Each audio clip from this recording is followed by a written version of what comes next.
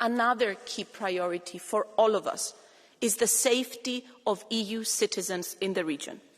The Union and its member states are taking all necessary steps, including through EU consular coordination mechanisms, to ensure their protection. More than 1.3 million EU citizens reside or are registered in the affected region. At present, 19 member states have activated the EU civil protection mechanism to support assisted departures and evacuation operations. In this context, I would like to express our deep appreciation to our Gulf partners for their assistance and cooperation in ensuring the safety of EU citizens during evacuation and repatriation efforts. Despite being attacked, the Gulf countries stepped up as reliable partners. In difficult moments such as these, solidarity and close cooperation among partners, among friends, is essential. Cyprus has activated all contingency plans and stands ready to support humanitarian operations, as it has done in each and every crisis in the region, to assist European and third country nationals and to host coordination personnel if required. We remain committed to contributing constructively, including through our consistent role as a humanitarian hub, always part of the solution. Presidents, honourable members, the European Union is firmly committed to revive a diplomatic path to end this crisis. As presidency, Cyprus will continue to closely monitor developments. It will continue working in close cooperation with Member States, the European Parliament, the Commission and our regional and international partners to support de-escalation, promote diplomatic solutions, contribute to regional stability and protect EU interests. Only a sustainable diplomatic solution will allow us to address decisively our multiple, long-standing concerns related to Iran. This includes preventing Iran from acquiring a nuclear weapon, curbing its ballistic missiles and drones program, and ending its destabilizing activities in the region. These objectives remain essential. As Presidency of the Council, we will continue to facilitate the Union's collective efforts to safeguard its security and interests, including through sanctions. At the same time, we must not lose sight of the dire situation in Gaza. The European Council will address the need for the implementation of the ceasefire and UN Security Resolution 2803 and the EU's readiness to work on the implementation of the comprehensive peace plan to end the Gaza conflict, fully in line with the UN Security Council resolution. We cannot ignore the broader interconnections between regional crises. Iran has long supplied Russia with Shahed drones, which have been used extensively to strike Ukrainian cities and civilian infrastructure. After years of defending itself against those drone attacks, Ukraine has developed considerable expertise. Kiev has already offered to share this expertise. This again illustrates how interconnected today's security challenges have become. And in this complex environment, the European Union must remain united, principled, and engaged. Allow me to conclude with one final point. The Cyprus presidency continues its work as planned. Where necessary, adjustments have been made. There is normalcy in Cyprus. A presidency that in difficult circumstances continues producing. A presidency with an emphasis on the region of the wider Middle East and the Gulf, with an emphasis on maritime security, all pertinent, all relevant. And even more determined as presidency and committed to fulfilling our institutional responsibilities and advancing our Union's agenda in a focused and results-driven manner, always committed to Cyprus's humanitarian role, to being an enabler of dialogue and diplomacy, always part of the solution, never part of the problem. Thank you very much. Thank you very much, Ms. Rauna. Now I give the floor to the President of the European Commission, Ursula von der Leyen.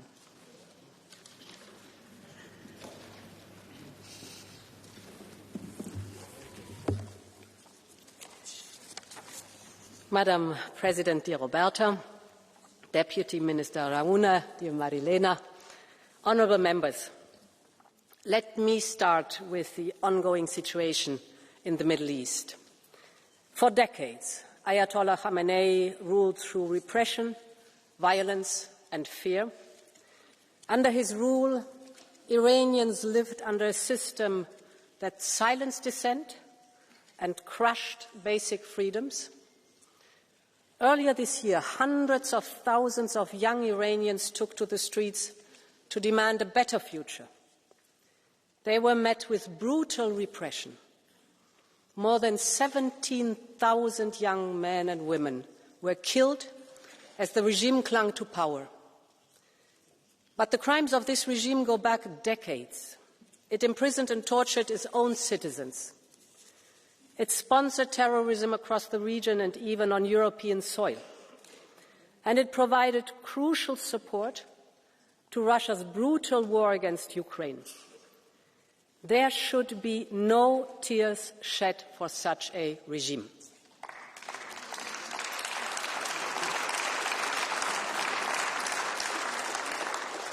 Many Iranians have celebrated Khamenei's downfall. They hope that this moment can open a path towards a free Iran. That is what the Iranian people deserve: freedom, dignity, and the right to decide their own future. But allow me to make one important point. Seeing the world as it is in no way diminishes our determination to fight for the world as we want it. The European Union was founded as a peace project. Our unwavering commitment to the pursuit of peace, to the principles of the UN Charter, and to international law are as central today as they were at our creation, and we will always uphold these principles.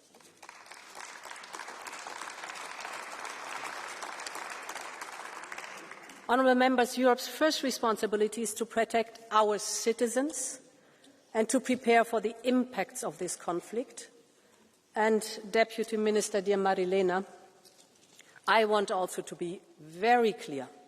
All of us stand here in full solidarity with Cyprus. Your security is our security.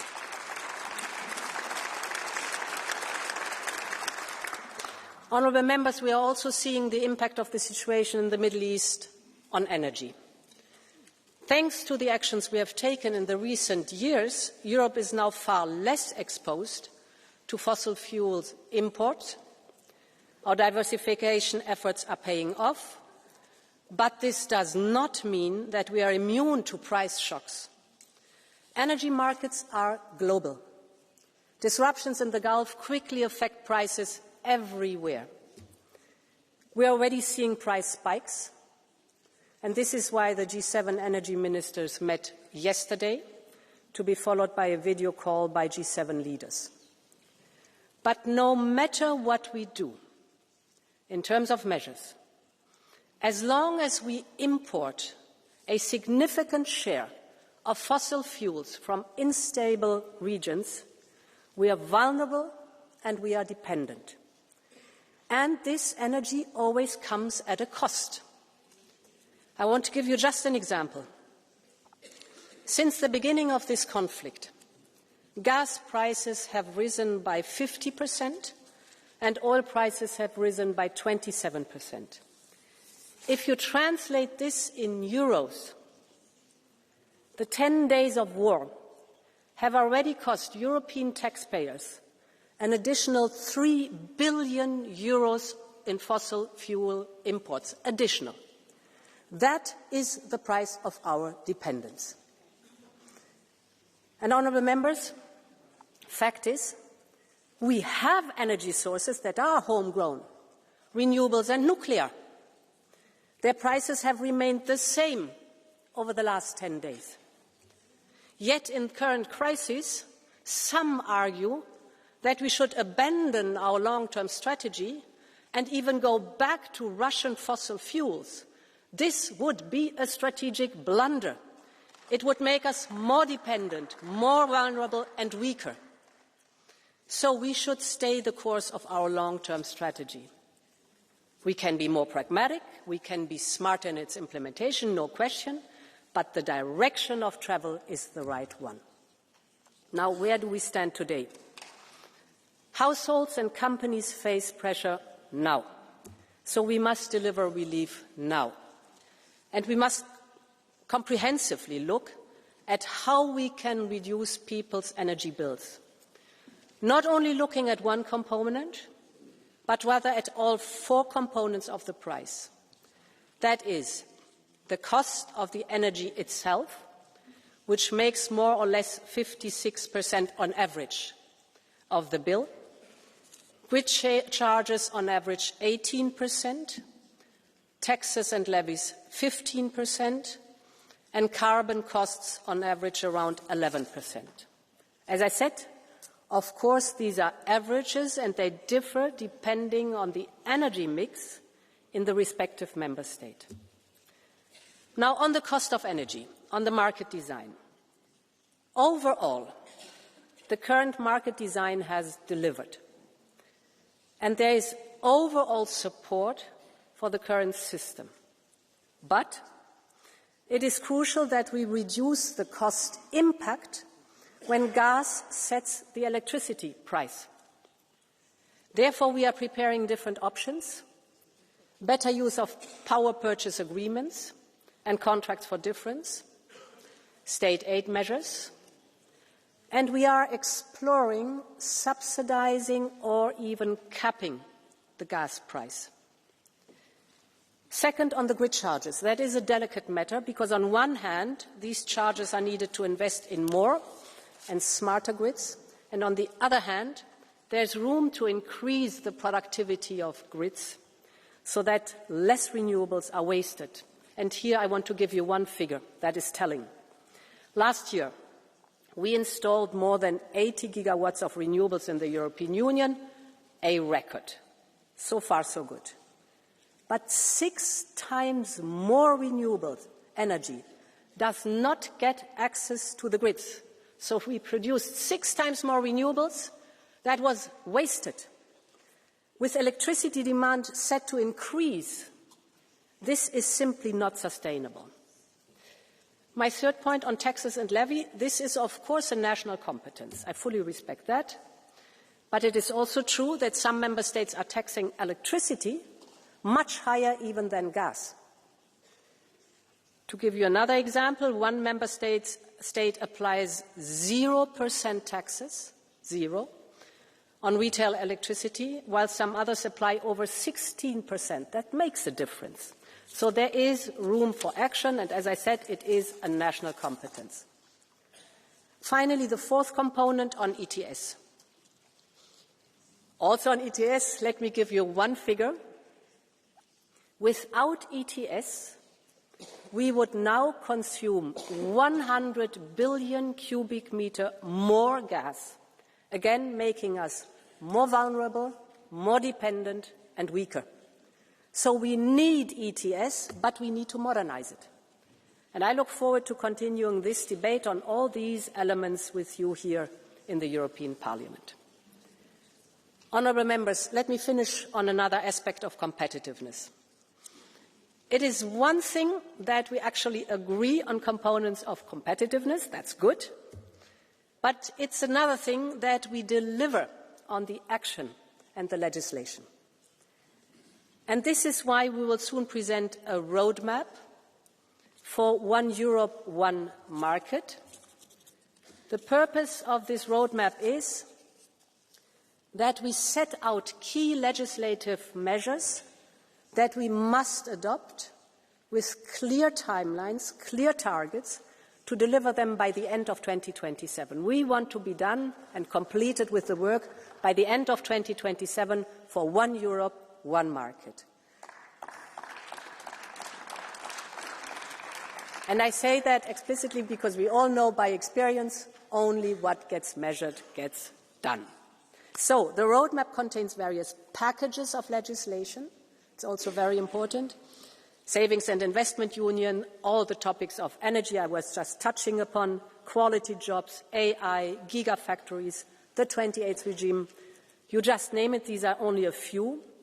My point is that I would like all three institutions, Parliament, Council and Commission, to sign up for it. We know the challenges. We know what must be done. Now we must deliver for European citizens. Thank you, and long live Europe. Thank you very much. Now we go to the speakers for the political group, starting with the EPP group, Jeroen Lenners.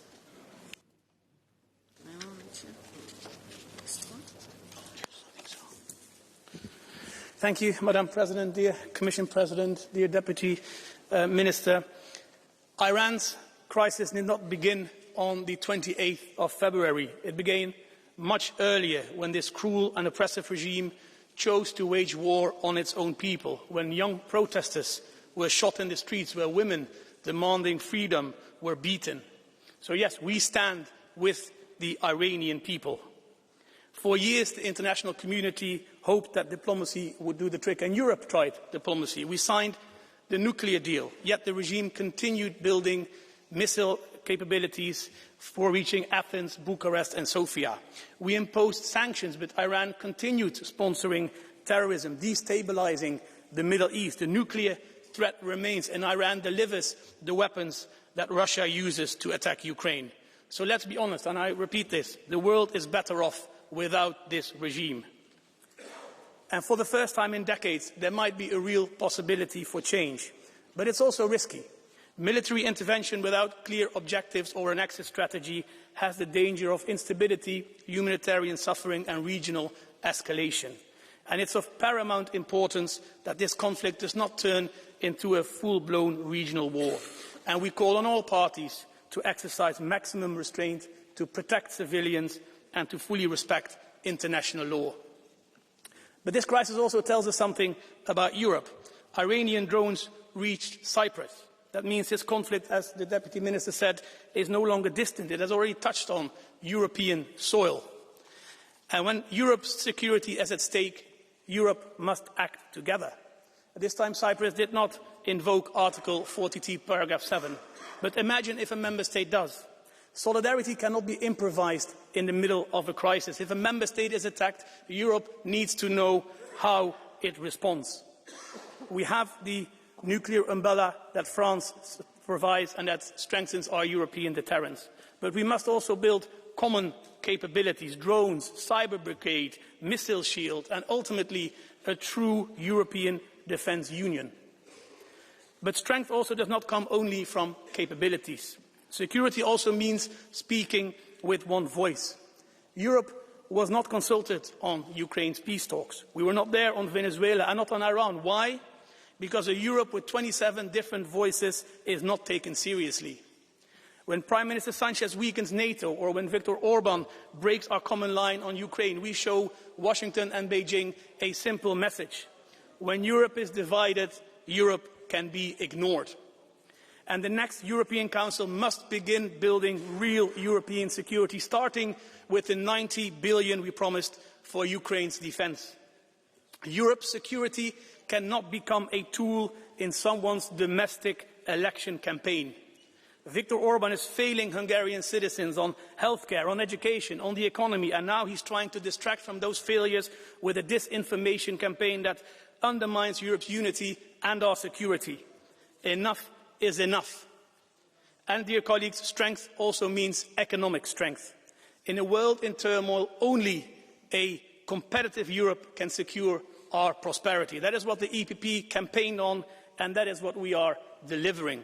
We are simplifying rules, cutting red tape, strengthening trade partnerships and deepening the single market. And this has already saved European companies billions of euros. But the work is not finished. We must go further and we must go faster. And the consequences of the war in Iran are already visible in our member states. Energy prices are rising again, putting pressure on households and businesses across the European Union. And if geopolitical tensions drive up energy costs for Europeans, the European Council cannot stay silent. We expect clear discussions and concrete action. Our citizens expect leadership. They will not accept politics that merely describe the chaos. They want us to fix it. As De Gasperi once said, politics is about making things happen, whether in good weather or bad. And today we are facing difficult weather. And when some in European politics choose procedural nitpicking and institutional turf wars, we choose leadership. Not hesitation, not excuses, leadership. To build a Europe that protects its people and protects our prosperity. Let's deliver. Thank you. Thank you, Mr. Lenas. Now the chair of the S&D Group, Irache García Pérez. Gracias, presidenta. No a la guerra, sí al derecho internacional. Este es el sentir de una gran parte de la ciudadanía europea. Y usted, señora von der Leyen, ha afirmado que Europa ya no puede ser guardiana del viejo orden mundial. Pero el problema no es si el orden mundial es viejo o nuevo. El problema es quien permite que se viole. Y cuando Europa responde con complacencia y apaciguamiento, lo que se está haciendo es abrir la puerta a que autócratas como Trump o Netanyahu lo pisoteen sin consecuencias. Su responsabilidad no es declarar obsoleto el orden internacional. Su responsabilidad es defenderlo, es exigir el cumplimiento de las normas y plantar cara a los autócratas con hechos. Se planta cara activando el instrumento de anticoerción cada vez que un gobierno amenaza a la Unión Europea con aranceles. Se planta cara imponiendo sanciones cuando un gobierno comete un genocidio. Y se planta cara defendiendo el Pacto Verde, no desmontándolo, para que las energías renovables nos liberen del gas y del petróleo de los tiranos más crueles. Señora von der Leyen, usted justificó el ataque contra Irán diciendo que no se debe llorar el régimen iraní. Tiene razón en una cosa. Ningún demócrata llora por la dictadura de los ayatolás. Un régimen que ha reprimido brutalmente a su pueblo, especialmente a las mujeres, y que ha desestabilizado toda la región. Por eso hemos apoyado sanciones contra ese régimen y queremos más sanciones hasta asfixiar a la dictadura. Pero una cosa es no llorar por el régimen y otra, muy distinta, es guardar silencio ante la muerte de inocentes. Porque muchos de nosotros sí lloramos por las más de 150 niñas asesinadas en una escuela en Minaj por los bombardeos estadounidenses. Lloramos por los más de 500 civiles muertos en Líbano bajo los ataques israelíes. Y lloramos porque todas las vidas valen lo mismo. Y precisamente por eso debemos decir lo evidente. Debemos decir lo evidente, el ataque militar de Estados Unidos e Israel contra Irán viola la Carta de las Naciones Unidas. Si aceptamos que las grandes potencias pueden bombardear cuando quieran, entonces el derecho internacional deja de existir y volvemos a la ley de la jungla. Además, esta guerra ya está golpeando a nuestras empresas y trabajadores. El precio del petróleo y del gas vuelven a dispararse y resulta intolerable mirar hacia otro lado. Existe también un riesgo real de una crisis migratoria de enorme magnitud. En definitiva, Trump organiza la fiesta y los ciudadanos europeos pagamos la factura. Permítame dirigirme también a usted, señor Manfred Weber. Han apelado a la unidad de la Unión Europea en política exterior. Y estoy completamente de acuerdo con usted. Pero esa unidad hay que practicarla. Y se empieza pidiendo lo fundamental, que es condenar la violación de la Carta de las Naciones Unidas y exigir el respeto al derecho internacional. Y también estoy de acuerdo con apelar a esa unidad, como ha hecho la representante del Consejo, mostrando solidaridad cuando un país de la Unión Europea es atacado. Y usted tuvo la oportunidad de ponerse del lado de España cuando en la conferencia de presidentes presentamos un debate para hablar de esto. Pudo ponerse del lado de España y se puso del lado de la extrema derecha, votando en contra de mostrar un mensaje de unidad y de solidaridad con un país de la Unión Europea. Así no se demuestra la unidad. La Unión Europea nació para sustituir la ley del más fuerte por la fuerza de la ley. Ese es el principio que hoy está en juego. Ese es el principio que debemos defender frente a los autócratas. Y ese es el principio que debe guiar la voz de nuestra Unión en el mundo: la paz, la justicia y la dignidad de todos los pueblos. Muchas gracias. Thank you. Now I give the floor to the chair of the PFP Group, Jordan Bardella.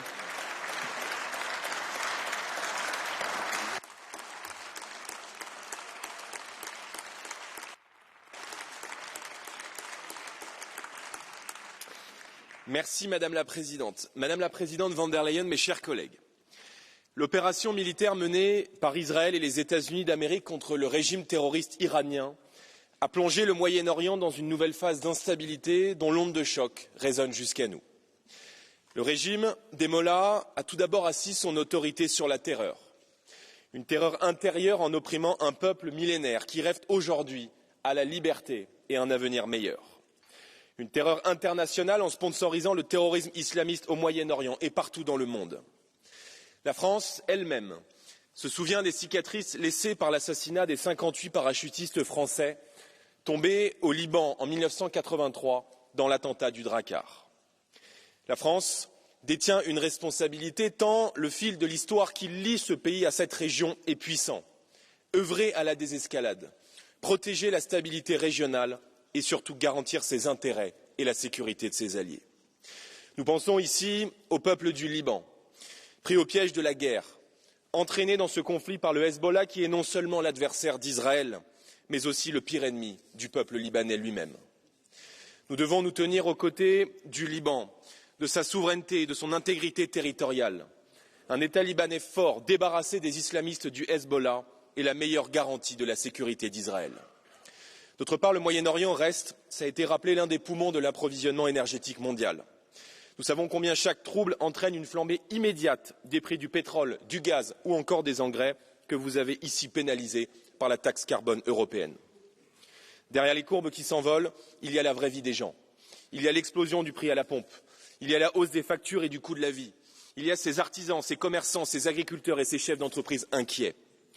Dans une économie où la fiscalité sur le carburant est confiscatoire, il n'est pas acceptable que des gouvernements s'enrichissent sur le dos des peuples avec la crise. Il nous faut non seulement baisser les taxes, mais également permettre à chaque État de retrouver sa souveraineté énergétique, notamment en sortant des règles européennes absurdes qui fixent la tarification de l'électricité. À ce titre, la France, par exemple, devrait pour les familles et pour les entreprises bénéficier de l'électricité la moins chère d'Europe. Alors agissons avant qu'il ne soit trop tard. Merci. Adesso do la parola al presidente del gruppo ICR, Nicola Procaccini. Grazie Presidente, Presidente von der Leyen. L'autorevolezza esterna dell'Unione Europea è importante per la sua stabilità interna. Il sostegno al popolo ucraino è giusto che rimanga il baricentro della nostra postura internazionale perché la resistenza di Kiev è l'argine che protegge l'idea europea, i suoi valori antichi e moderni. L'Iran non è Europa, lo sappiamo, eppure negli uomini e nelle donne, nei giovani che osservano il cielo di Teheran con un misto di speranza e comprensibile paura c'è lo stesso anelito di libertà. Credo che l'Unione degli Stati europei debba orientarsi con lucidità e pragmatismo in base all'evoluzione della crisi in Medio Oriente. Credo che non possa far mancare la propria concreta solidarietà a Cipro. Credo che l'Unione debba anche governare con decisione le conseguenze economiche che stanno già pesando sugli Stati membri. Il caro carburante e l'impennata dei prezzi energetici sono le ferite di una guerra che è arrivata anche da noi. Difendere la salute economica di famiglie e imprese è una priorità che il nostro gruppo ha sempre invocato, a maggior ragione lo facciamo oggi. La tassa rappresentata dai crediti ETS era già discutibile quando fu voluta allora dagli ambientalisti radicali. Non rivederla oggi sarebbe un errore drammatico. Ieri abbiamo sentito il commissario all'energia presentare una proposta che in linea generale apprezziamo, ma che evidentemente arriva in ritardo e che rischia di rimanere sulla carta se non saremo subito conseguenziali trasformandola in realtà. La chiave di volta della stabilità economica e politica è la sovranità energetica, cioè la nostra capacità di produrre energia da tutte le fonti disponibili, fossili e rinnovabili, con tutte le tecnologie disponibili, nucleare compreso. Se continueremo a dipendere da altri per quanto riguarda l'energia e le materie prime critiche, non saremo né liberi, né prosperi, né sicuri. Grazie.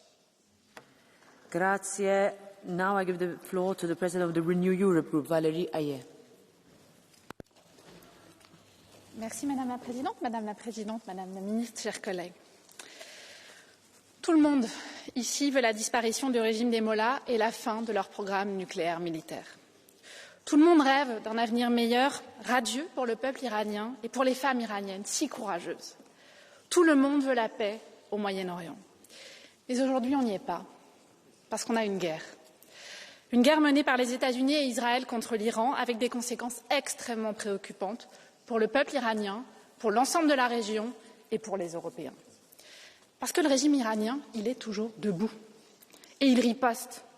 Il bombarde nos alliés. Et pire, il attaque Chypre, un État membre de l'Union européenne. Et Madame la Ministre, je tiens à vous dire au nom de mon groupe notre profonde solidarité. Chers collègues, l'Union européenne est mobilisée depuis le début de cette guerre. Elle agit aux côtés des États membres pour la sécurité de nos alliés dans la région et pour celle de Chypre, avec l'envoi de forces et de matériel militaire. Elle agit pour lever le blocage du détroit d'Ormuz en étant à l'initiative d'une mission internationale. Elle agit en venant en aide à nos ressortissants.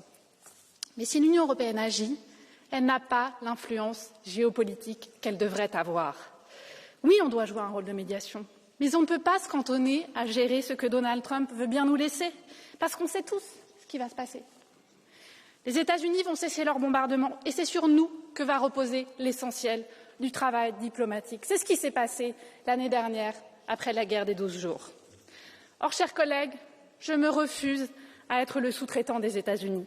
Et je le dis clairement, l'Europe doit se faire respecter. Elle doit réaffirmer son attachement au droit international. Et ce n'est pas de la naïveté de le dire. La question, elle est simple. C'est quoi notre intérêt à nous, Européens ? C'est la loi du plus fort ou ce sont des règles communément établies qui défendent nos propres intérêts ? Et même les plus cyniques, une fois que les bombardements auront cessé, appelleront au retour et du droit international et de la diplomatie. Donc nous devons être intraitables et sans ambiguïté sur le respect et la défense du droit international.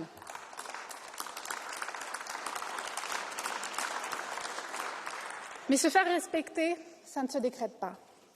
Ça veut dire très concrètement parler le langage de la puissance. Si on veut être vraiment influent, si on veut peser dans le monde et être écouté, on doit redevenir la première puissance économique et commerciale au monde. Or, cette guerre, elle souligne quoi ? Une fois encore, à quel point on est dépendant des hydrocarbures. Alors oui, on a raison de faire le pacte vert et on doit même accélérer, parce que ce n'est pas seulement le climat qui est en jeu. C'est notre indépendance énergétique, c'est les factures de nos ménages, de nos automobilistes, de nos entreprises, c'est notre compétitivité. Ce qu'on doit faire ensuite, c'est mettre fin à ces aberrations qui nous handicapent. Alors oui, on a raison et urgemment de compléter notre marché intérieur. Évidemment, Madame la Présidente, vous avez un programme de travail, c'est extrêmement urgent parce qu'on a des barrières internes qui nous font perdre 500 milliards d'euros de croissance chaque année. Et du côté institutionnel, c'est pas mieux. Mettons fin à cette unanimité une bonne fois pour toutes, parce que cette unanimité, elle sape notre crédibilité à l'international et on le voit aujourd'hui encore avec le chantage inadmissible de Viktor Orban sur l'Ukraine. Madame la Présidente, ce que le monde subit aujourd'hui, c'est la disparition d'un ordre mondial hérité de la Seconde Guerre mondiale. Un nouvel ordre est à construire, qui doit continuer de se baser sur le respect du droit international. Et pour notre intérêt, parce que nous portons profondément au cœur de notre projet politique l'état de droit, la démocratie et la défense de nos libertés, l'Europe doit en être l'architecte. Je vous remercie.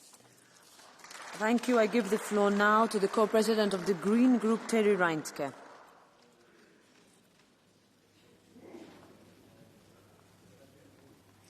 Thank you, Madam President, Madam Commission President, Madam Minister.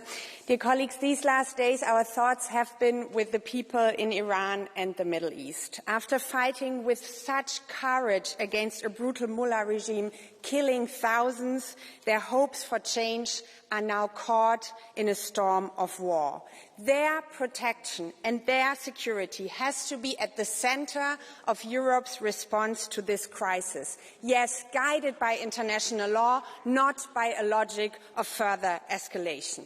And, colleagues, Europe united must mean that democratic leaders in Europe stand together. And when one of them is being attacked, especially by the likes of Trump, we all stand behind them. So I also must say I was really shocked that EPP prevented a clear declaration of solidarity with Pedro Sanchez. What we need now is unity across political lines amongst Democrats. Only that will make Europe strong. Colleagues, the escalation of the crisis in the Middle East is already impacting European citizens as we speak. Again, we see fossil energy markets are highly volatile, and Europe is too dependent. When Trump starts another war, European consumers pay the price. And maybe the far-right cheerleaders of Donald Trump would like to explain that to European citizens, why now their gas and heating bills are going up. The European response, however, has to be clear. In short term, we have to tax windfall profits for example, oil companies, and we need to provide household support for those most in need. But in the long term, colleagues, we need a plan how to get out of our fossil dependencies. And maybe, Commission President, you can help me on this, but I remember that we were actually on track of getting there, that we were working on this plan. And I think, if I remember correctly, it was called the Green Deal. We were on course for decarbonising and making the European Union more independent.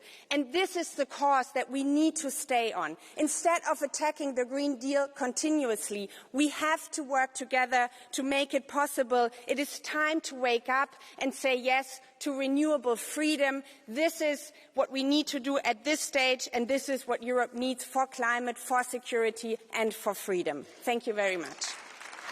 Thank you. Now I give the floor to the co-president of the Left Group, Manon Aubry.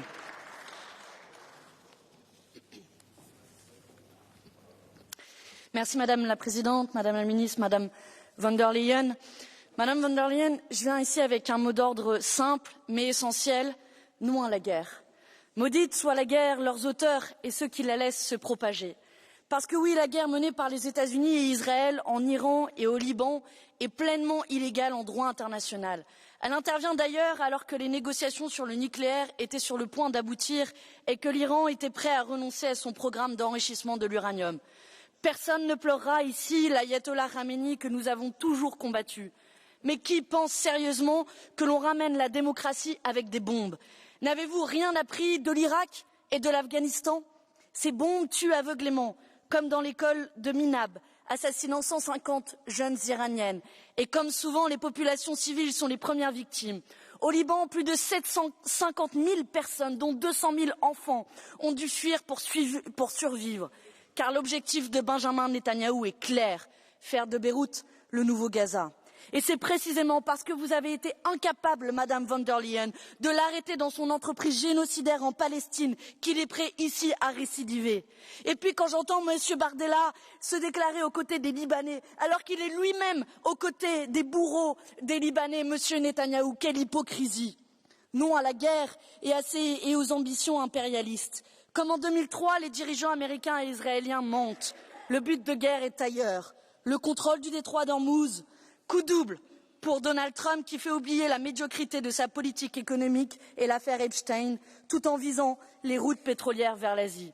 Jean Jaurès nous avertissait déjà en 1914. Le capitalisme porte en lui la guerre, comme la nuée porte l'orage. Quant à elle, l'extrême droite israélienne poursuit son entreprise génocidaire et coloniale. Leur appétit est sans limite. Hier, la Palestine et le Golan, aujourd'hui le Liban, qu'ils inondent de phosphore blanc en bons criminels de guerre. Non à la guerre et à la complicité européenne. L'Europe doit se tenir aux côtés des peuples, pas des marchands de mort ni des génocidaires. L'Europe doit rompre définitivement l'accord d'association avec Israël et refuser l'accord commercial avec Donald Trump. Au lieu de cela, Madame von der Leyen, vous êtes incapable de défendre le droit international. Vous ne condamnez pas l'immonde, pire, vous l'encouragez. Pas un mot pour les victimes de vos alliés fascistes. Est-ce par lâcheté ou par adhésion? Si vous aimez tant la guerre, Madame von der Leyen, envoyez-y vos enfants, mais ne comptez pas sur nous. Non à la guerre et ses profiteurs, car ne pensez pas que cette guerre est sans conséquence pour les peuples européens. Les prix du gaz et de l'essence explosent déjà. Les prix de l'essence dépassent les 2 € du litre. Nous ne paierons pas votre guerre. Bloquez les prix maintenant. La Croatie l'a fait, alors qu'attendez-vous? Chers collègues, l'Europe fait face à un choix historique, la guerre ou la paix. L'Espagne a montré timidement la voie en ouvrant un fonds du refus. Suivons-la et défendons le droit international face au règne de la violence. Non à la guerre maintenant, partout. Comme l'écrivait Albert Camus, la paix est le seul combat qui vaille d'être mené.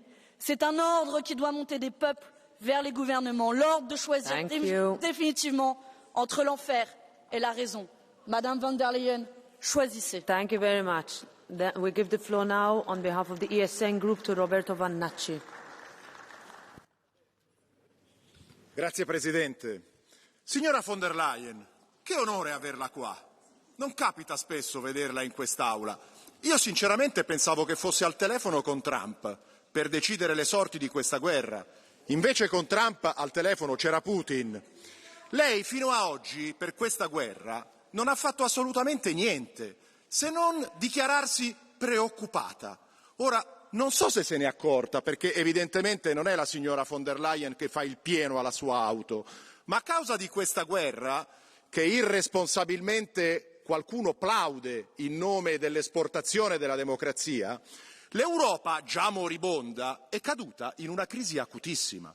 Ecco, allora, buttiamo a mare il Green Deal, riapriamo i rubinetti di petrolio, gas e fertilizzanti con la Russia e facciamo i nostri interessi, perché gli interessi altrui li fanno già benissimo coloro che hanno iniziato e condotto questa guerra e con cui lei non parla. Okay. Grazie. Now I give the floor to Andrzej Halicki, 1.5 minutes.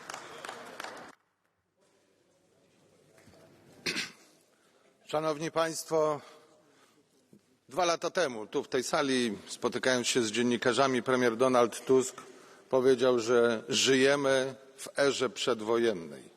Wtedy część osób uważała te słowa za zbyt mocne. Ale tak wygląda przecież nasza rzeczywistość.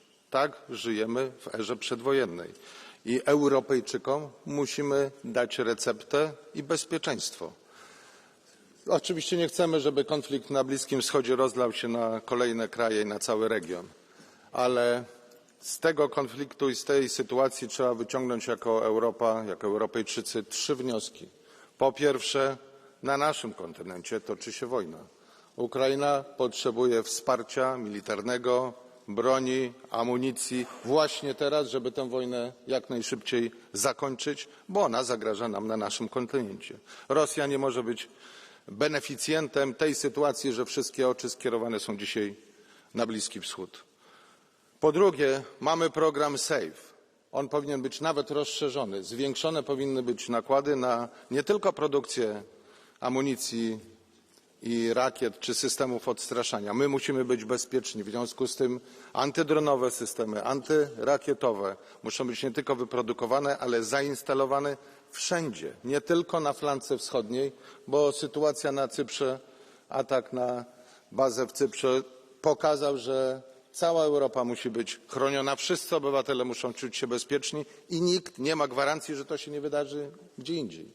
I trzeci wątek, prezydent Macron zaproponował parasol nuklearny. To musi być system europejski, bo wszyscy Europejczycy muszą czuć się bezpiecznie i bazując na tym solidarność europejska oznacza, że dla wszystkich muszą być te warunki odstraszania zagwarantowane. Europa może być zjednoczona, może być silna, kiedy będziemy razem, a nie będziemy się kłócić. Thank you, Mr. Halicki. Now I give the floor to Yannis Maniatis. 1 minute. Κυρία Πρόεδρε Φόντερ Λάιεν, προχθές παρουσιάσατε την πρότασή σας για ένα νέο δόγμα εξωτερικής πολιτικής για την Ένωση. Σας διευκρινίζω από την αρχή ότι είναι απαράδεκτη έστω και η υπόνοια ότι η Ευρωπαϊκή Ένωση μπορεί να εγκαταλείψει ως βασική αρχή της εξωτερικής πολιτικής το διεθνές δίκαιο, την πολυμερή συνεργασία και την τήρηση της διεθνούς νομιμότητας. Όλοι θέλουμε μια ισχυρή Ευρώπη. Όμως αυτό προϋποθέτει να έχουμε το θάρρος να λέμε τα πράγματα με το όνομά τους, καταδικάζοντας τις παραβιάσεις του διεθνούς δικαίου όπως συμβαίνει με τον πόλεμο στο Ιράν. Να προστατεύσουμε τα κράτη-μέλη από επιθέσεις όπως συμβαίνει με την Κύπρο, όπου Ελλάδα, Γαλλία, Ισπανία, Ιταλία και άλλες χώρες δείχνουν έμπρακτη αλληλεγγύη για μια εξωτερική πολιτική που να βασίζεται στις ευρωπαϊκές αρχές και αξίες και όχι στα πρόσκαιρα συμφέροντα των δυνατών. Buongiorno, ben ritrovati colleghi e colleghi. Ha facoltà di intervenire l'onorevole Tanger Correa. Prego.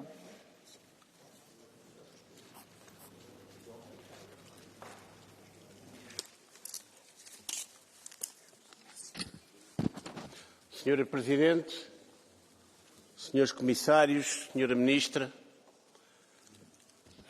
perdoem-me a irreverência, mas esta sessão parece aquela música francesa muito conhecida, Parole, parole, parole.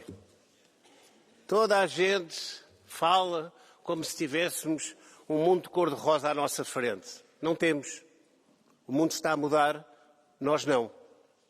E o que é que eu quero dizer com isto? Quero dizer que temos que adequar as nossas posições, as nossas políticas à mudança que temos na nossa frente. O que é facto é que a Volkswagen vai dispensar 50 mil trabalhadores nos próximos tempos e outras empresas vão fazer exatamente o mesmo. E de quem é a culpa? A culpa é desta legislação interna que nós temos. De quem é a culpa? É da falta de visão que nós temos. De quem é a culpa? É a falta de uma política a longo prazo que nós temos, que só pensamos nas renováveis e que não pensamos nas pessoas. Isto tem que acabar. O futuro depende de nós, porque nós temos uma parte importante no futuro dos nossos cidadãos e temos que pensar nisso. Muito obrigado. Grazie. Facoltà ora di intervenire il collega Iacchi per 2 minuti, prego. No worries, take your time.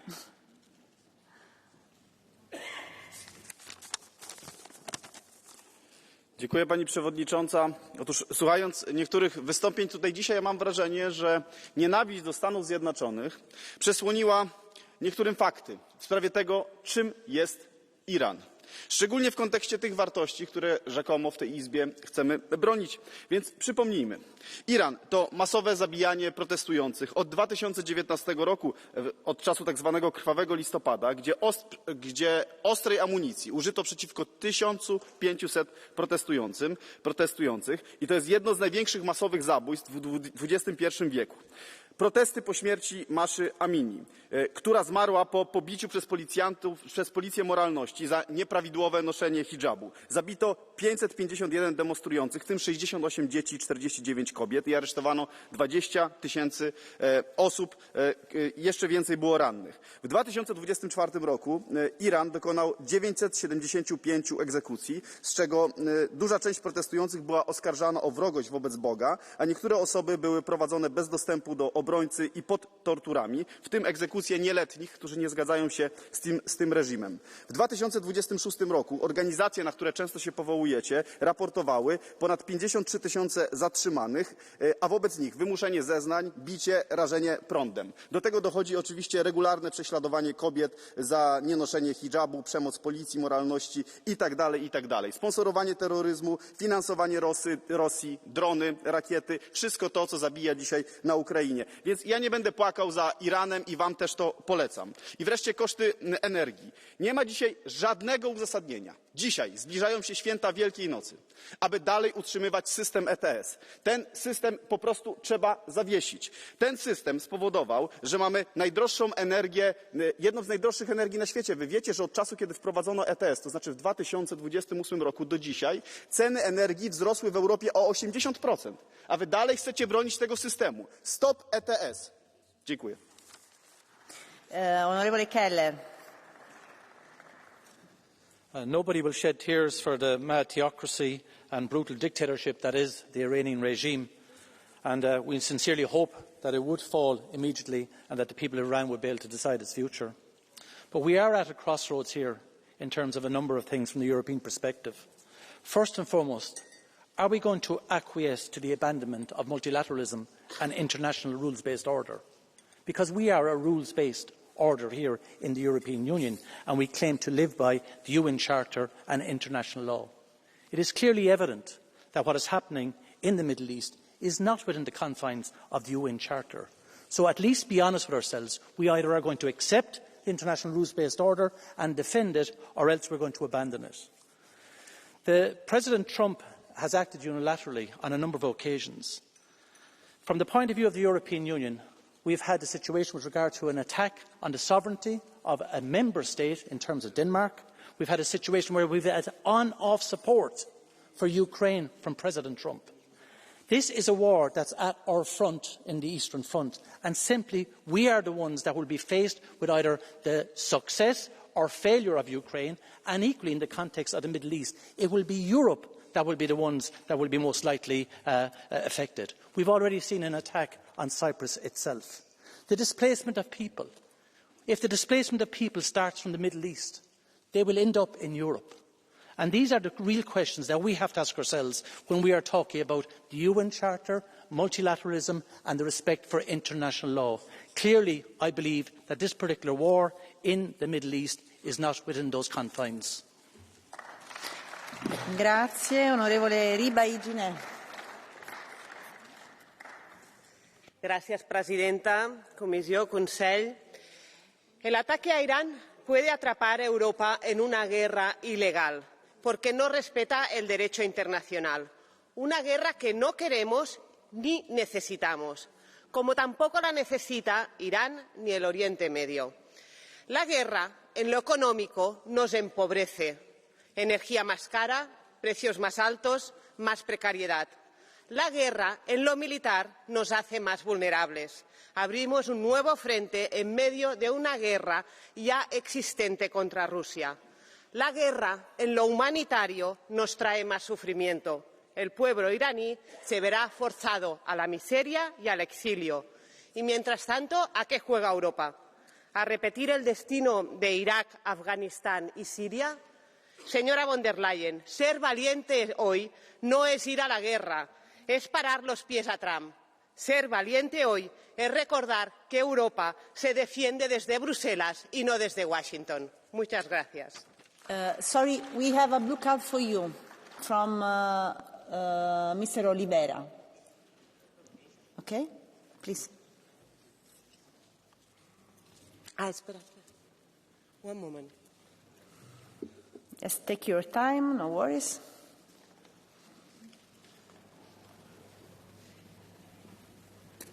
It's okay now? Okay, please. Obrigado, Presidente. Senhora Deputada Diana Ribaiginer, a senhora fez referência a anteriores guerras que naquela região já deflagraram, nomeadamente as guerras desenvolvidas pelos Estados Unidos contra o Iraque, o Afeganistão, a Líbia, a Síria, o Iémen. E a pergunta que lhe faço é, havendo este cortejo de guerras, de agressão, de desestabilização no Médio Oriente com a intervenção direta dos Estados Unidos. Não acha que era tempo da Presidente da Comissão Europeia já ter condenado aquela agressão aos Estados Unidos, dos Estados Unidos ao Irão, em vez de fazer o discurso que aqui fez hoje, procurando encontrar uma justificação para continuar a alinhar a União Europeia de forma submissa aos Estados Unidos?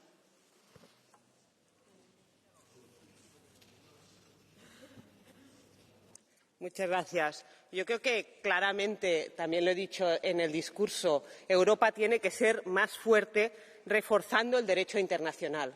Esta guerra hemos visto desde el primer momento que es ilegal y Europa tiene que decidir dónde está. Vemos una Europa muy suave, y lo ha hecho también la Comisión, en defender este derecho internacional. Tenemos que decidir cuál es nuestro sitio en el mundo y creo, y se repite una vez más, que no será al lado de los intereses de Washington, será al lado de los intereses de la ciudadanía europea. Muchas gracias. Next speaker, onorevole Botenga, prego.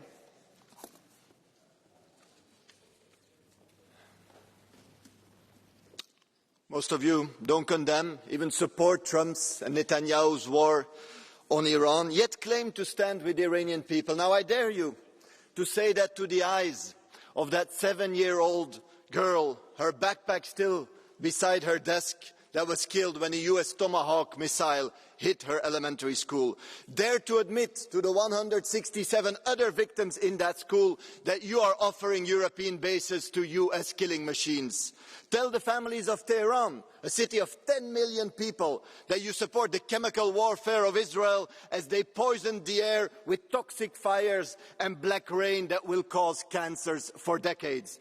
Tell the Iranian people how much you really love them, while from Golestan to Chehel Sotun, Western bombs damage century-old cultural heritage. Afghanistan, Libya, Syria, Iraq, your bombs never brought democracy and never will. They bring chaos, death, destruction, and the unbearable silence of children who will never come home.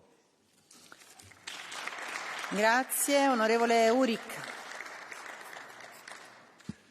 Pani Lénová, pán Šefčovič, po útoku Ameriky a Izraela na Irán mám na vás len jednu otázku. Aký je teraz váš geniálny plán na zabezpečenie cenovo dostupných energií pre ľudí v Európe? Pretože, prepáčte, ale reči pani Lénovej o tom, že robíme to správne, nám proste nestačia. Však vy nás úplne ničíte. Dovoz ropy z východu nefunguje, lebo Zelenský nechce opraviť ropovod a nechce ani nikoho pustiť, aby ten ropovod skontroloval. Dovoz plynu z východu ste zakázali už dávno a teraz k nám neprúdi ani ropa z arabských krajín. Výsledkom je, že ceny palív v Nemecku, vo Francúzsku, na západe už sú viac ako 2 eurá za liter. Firmy krachujú, odchádzajú z Európy, všetko neustále zdražuje a takto to ďalej nejde. Ľudia jednoducho majú už plné zuby toho neustáleho zdražovania a preto vás vyzývam, prosím, aby ste prestali štátom prikazovať a zakazovať, ale umožnili im namiesto toho energetickú suverenitu slobodne si nakupovať energie tam, kde to uznajú za vhodné a vyrábať ich tak, aby boli pre ľudí, pre priemysel čo najlacnejšie. Ďakujem pekne. Grazie, non vedo in aula l'onorevole Panayotou, dunque diamo la parola all'oratore successivo, l'onorevole Azzi-Pandela. Prego. Κυρία Πρόεδρε, κυρία Υπουργέ, κύριε Επίτροπε, αξιότιμοι συνάδελφοι. Η Κύπρος ξέρει πολύ καλά τι σημαίνει πόλεμος. Εδώ και 52 χρόνια ζούμε με τις συνέπειες της παράνομης τουρκικής εισβολής. Η πληγή παραμένει ανοιχτή. Το 1/3 της πατρίδας μας συνεχίζει να είναι υποκατοχή. Η επιχείρηση κατά του Ιρανικού καθεστώτος χτύπησε το συναγερμό της αστάθειας και στην γειτονιά μας. Η Κύπρος παραμένει ασφαλής χάρη στην άμεση και έμπραχτη αλληλεγγύη της Ευρωπαϊκής Ένωσης. Θέλω να ευχαριστήσω από καρδιάς την Ελλάδα, τη Γαλλία, την Ιταλία, την Ολλανδία, την Ισπανία και τις υπόλοιπες φίλες χώρες. Τα ελληνικά μαχητικά, οι ευρωπαϊκές φρεγάτες και ο αντιπυραυλικός εξοπλισμός προστατεύουν ουσιαστικά την πατρίδα μας. Αποδείχτηκε ότι δεν είμαστε μόνοι. Δεν είναι σύνθημα. Έγινε βίωμα τις τελευταίες ημέρες. Η ευρωπαϊκή οικογένεια στέκεται στο πλευρό μας και την ευγνωμονούμε. Ευχαριστούμε, κυρία Πρόεδρε, για τη δική σας ξεκάθαρη τοποθέτηση. Η ασφάλεια της Κύπρου είναι η ασφάλεια της Ευρωπαϊκής Ένωσης. Η έμπρακτη ευρωπαϊκή αλληλεγγύη χαράζει μια νέα εποχή, με σαφέστατη κατεύθυνση, μια δίκαιη λύση και την ελευθερία της πατρίδας μας. Σας ευχαριστώ. Grazie. Ha facoltà ora di intervenire l'onorevole Annunziata, prego. Colleghi, non ho mai sentito in vita mia, ed ho avuto una lunga vita lavorativa, tante volte la parola diplomazia come queste ultime settimane. La stessa von der Leyen ha detto, faccio una citazione, dobbiamo fare ogni cosa possibile per deescalare e fermare il conflitto. Ma qual è la proposta? Come si fa questa de-escalation? Come si ottiene? Non ci è stato detto. Torniamo anche a parlare di democrazia quando parliamo di guerra, di cui, come dire, la stessa Presidente von der Leyen parla in maniera molto, diciamo, soffice, dice per l'appunto che si riferisce a questo conflitto come un conflitto dalle conseguenze non volute. Dunque, forse la guerra degli USA non è stata fatta violando le leggi internazionali? Anche di questo non abbiamo risposta. Ieri è stata la giornata più dura dall'inizio del conflitto. L'Iran ha scatenato i suoi missili su tutta la regione e contemporaneamente Israele ha attraversato il tradizionale spazio dedicato ad Hezbollah, il sud del Libano, ed ha cominciato per la prima volta a mia memoria ad attaccare il centro. E l'Europa è stata sotto attacco anche continuamente a partire da Cipro, ma anche la Turchia, eccetera, eppure non abbiamo relazioni su questo, non sappiamo nulla. La verità è che il tempo della democrazia, il tempo della diplomazia, se mai c'è stato, è ampiamente finito. Grazie. Grazie. Ha facoltà ora di intervenire l'onorevole Wilminski, prego. Danke sehr, meine sehr geehrten Damen und Herren. Seien wir doch froh, dass die Tage des Mullah-Regimes endlich gezählt scheinen. Ja. Alleine an die 35.000 Tote in den ersten beiden Monaten dieses Jahres, Menschen, die im Iran für Freiheit eingestanden sind, die für eine würdige Zukunft eingestanden sind, hinweggeschlachtet von diesem Regime. Vergessen wir nicht, dass der Iran immer mehr zu einer atomaren Bedrohung auch wurde für nicht nur die Region, sondern global gesehen. Vergessen wir nicht, dass der Iran immer öfter auch als Terrorknotenpunkt für Aktivitäten in Europa gesehen wurde. Insofern verstehe ich das, obwohl ich aktiver Friedenspolitiker bin und immer gegen Krieg eintrete. Ich verstehe, dass Netanyahu und Trump hier gesagt hat, man kann dem Schlachten und dem Sterben hier nicht länger zusehen und man muss hier eingreifen. So. Und was ist die Konsequenz, die die Europäische Union nun machen sollte? Nicht zuzusehen und zu schauen, wie die Benzinpreise explodieren, sondern gemeinsam zu handeln und die Verwerfungen am Ölmarkt so dagegen zu steuern, dass die Energiekosten für die Menschen wieder günstiger werden. Nummer eins. Nummer zwei, für Frieden zu sorgen und den Prozess zu begleiten, dass wir jetzt in eine würdige und gute Zukunft für den Iran kommen. Und Nummer drei, vielleicht auf dem hier so oft immer wieder Leute eingeladen werden, den Reza Pahlavi hier auch einzuladen, einmal zu hören, was der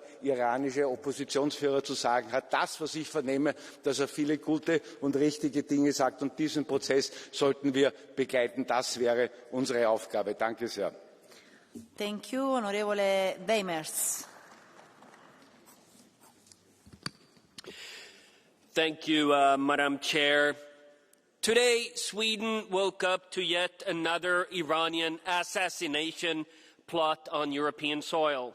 The regime has ordered the murder of Swedish-Iranian expert and Reza Pahlavi supporter Arvin Khoshnood through its terrorist proxies in the Foxtrot criminal network, right on our own soil. This is something that the Sweden Democrats warned about for years. When you open the door to mass uncontrolled migration and failed integration, Islamist regimes exploit our street gangs to spread terror, attack our citizens, and threaten our national security.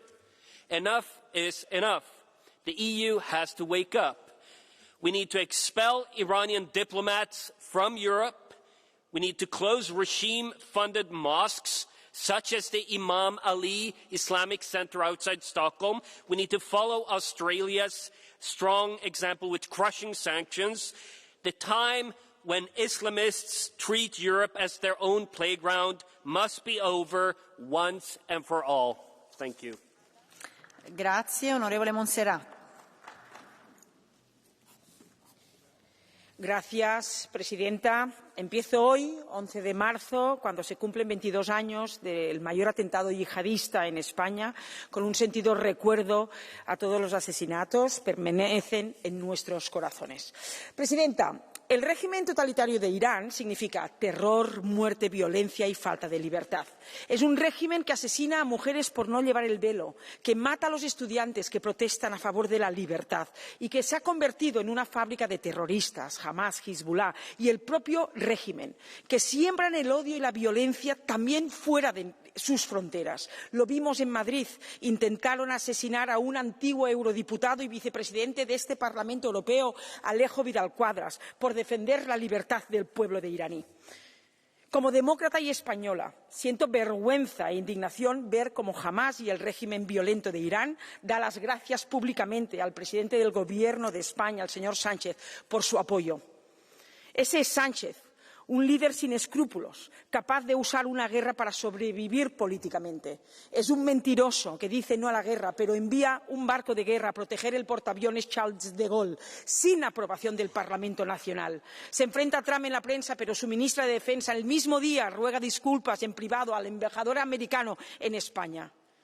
Y, señora Irache, dejen de manipular las palabras de la presidenta Úrsula. Ella, como toda Europa, queremos la paz y la inmediata desescalada del conflicto, pero eso sí, sin renunciar jamás a nuestros principios democráticos europeos. Y lo que tienen que hacer los socialistas españoles es aliviar a las familias españolas para que lleguen a final de mes, bajando todos los impuestos a la gasolina, a la electricidad y a todas las materias primas, como hacen todos nuestros Estados miembros, porque ustedes son una máquina de arruinar familias. Muchísimas gracias. Thank you. We have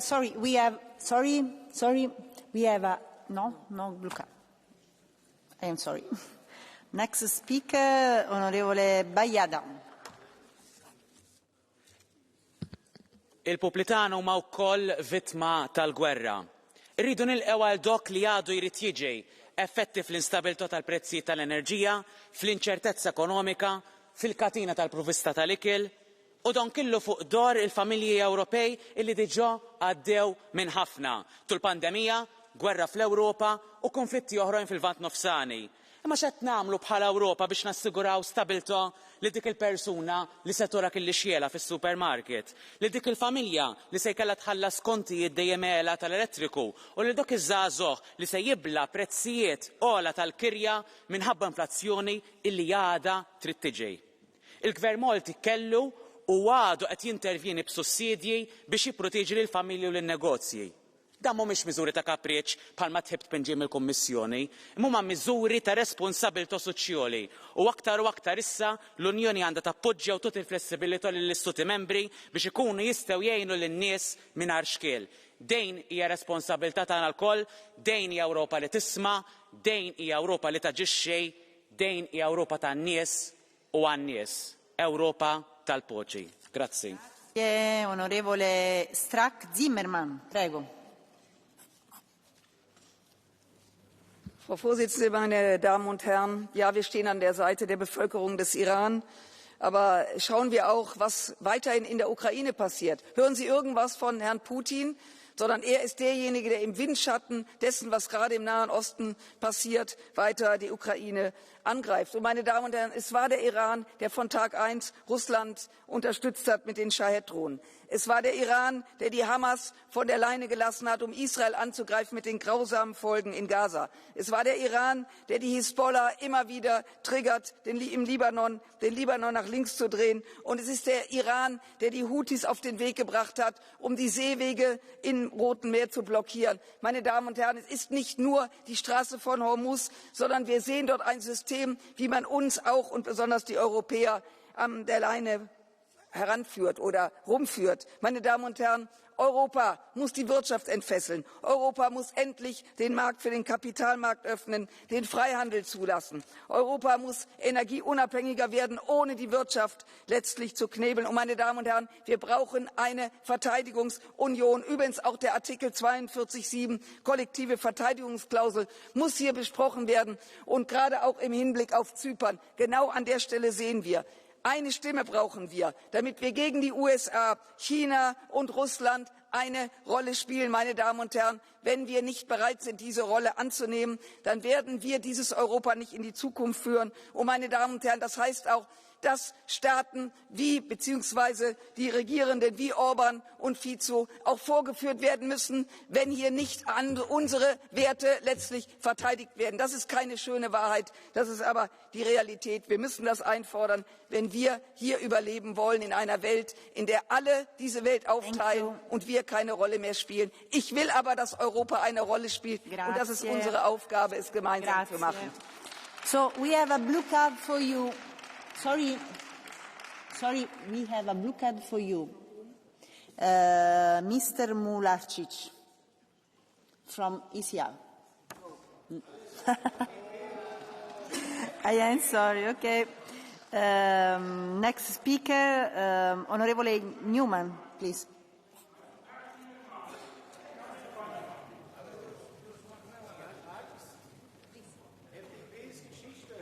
You guys done with the shouting? Thank you. Dear colleagues, the people in Iran did not choose this war. The regime did. Yet they are the ones paying the highest price, trapped between missiles from above and repression from within. Trump and Netanyahu are gambling with the lives of 90 million Iranians and with the future of an entire region. How are we supposed to endorse a war when the goal is unclear and the strategy changes by the hour? A war in which desalination plants and historical sites are considered legitimate targets. A war in which the death of 150 school children is not even worth an apology. The Islamic regime chose this war, and the regime should be its sole target. This regime will fall. It is politically, economically, and morally bankrupt. The only question is when, and how many will it drag into the abyss before it does, in Iran and across the region. So to those still supporting this machinery of repression and death, choose Iran over ideology. Defect and end this madness. Dear colleagues, this is not our war, but its consequences are already ours to deal with. So Europe must engage in close coordination with partners in the Gulf, in support of Iranian civil society and the diaspora, to stop escalation and prepare for a day after. Our union was built on the ashes of the most brutal war in human history. It is proof that freedom and peace are possible. The people in the region deserve nothing less. For freedom, baroye azadi. Thank you. Next speaker, Honorable Ioriu, prego. Κυρία Πρόεδρε, κυρία Ραουνά, ένας αλλοπρόσαλλος Τραμπ και ένας με σφραγίδα εγκληματίας Νετανιάχου άνοιξαν τις πύλες της κολάσεως στη Μέση Ανατολή με απρόβλεπτες συνέπειες για τους λαούς της περιοχής αλλά και για τους λαούς της Ευρώπης. Όχι για τη δημοκρατία που δεν υπάρχει στο Ιράν βέβαια. Δεν υπάρχει όμως και σε πολλές άλλες χώρες του κόλπου για τις οποίες λέξη δεν ακούω από κανένα. Η δημοκρατία δεν επιβάλλεται με βόμβες. Ας είμαστε ειλικρινείς. Όλα γίνονται για τα πετρέλαια και τις σφαίρες επιρροής. Οι συνέπειες για τους λαούς θα είναι τεράστιες, απώλεια ζωών, για τις οποίες κλαίει επιλεκτικά η κυρία Φοντερ Λάιεν, ενεργειακή ανασφάλεια, ακρίβεια, προσφυγικές ροές. Η Ευρωπαϊκή Ένωση ξανά εκκοφαντικά απούσα. Δώστε χώρο στην διπλωματία και στην ειρήνη, με σεβασμό στο διεθνές δίκαιο. Αναγνωρίζουμε την ευρωπαϊκή αλληλεγγύη προς την Κύπρο, που προσφέρθηκε όμως κατά μόνας και όχι θεσμικά. Ελπίζω να μην εξαφανιστεί την επόμενη μέρα, γιατί η Τουρκία συνεχίζει να είναι εκεί. Υψώστε επιτέλους ανάστημα. Grazie. Onorevole Salini, prego. Grazie Presidente. In quel che rimane del diritto internazionale è già molto difficile mettersi d'accordo sul concetto di legittima difesa. Figuriamoci quanto sia difficile mettersi d'accordo sul concetto di guerra preventiva, invocato per motivare l'intervento che si è consumato in Iran in questi giorni.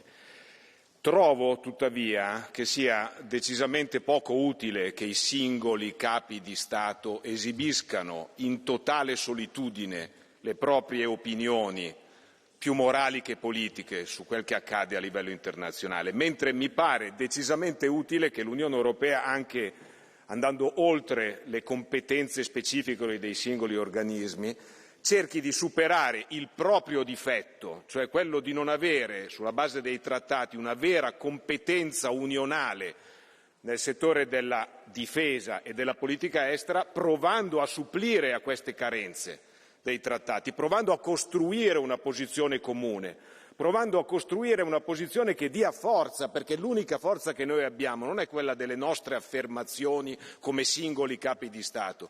La forza che noi abbiamo di fronte alla minaccia che stiamo subendo è l'unità dei popoli europei, sia sulle politiche economiche, per cui ben venga la revisione di alcuni dei pilastri della politica energetica europea, perché le asimmetrie a questo riguardo ci stanno facendo un enorme male economico e sociale.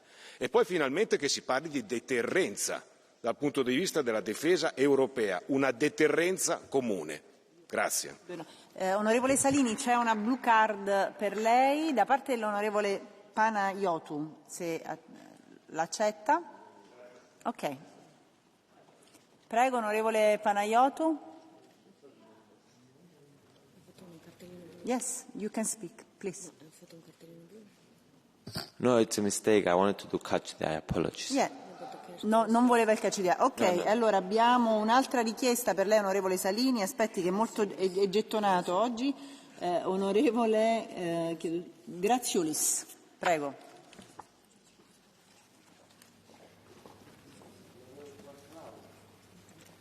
It's working or not?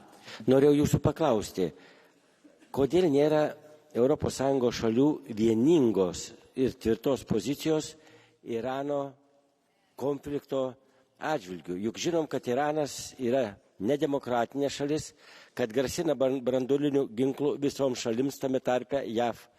Tai aš manau, kad turi būti ryžtingesnė ES šalių pozicija.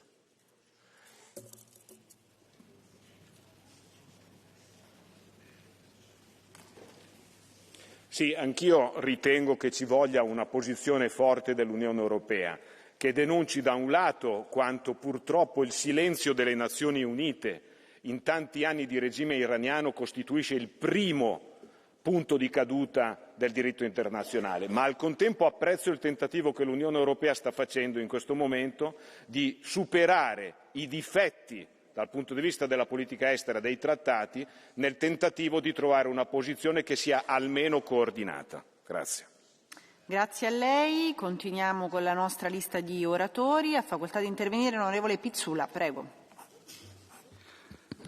Hvala, poštovane kolegice i kolege. Naravno, snažno osuđujem brutalnost iranskog režima, ali smatram i da napadi SAD-a i Izraela na Iran predstavljaju kršenje međunarodnog prava.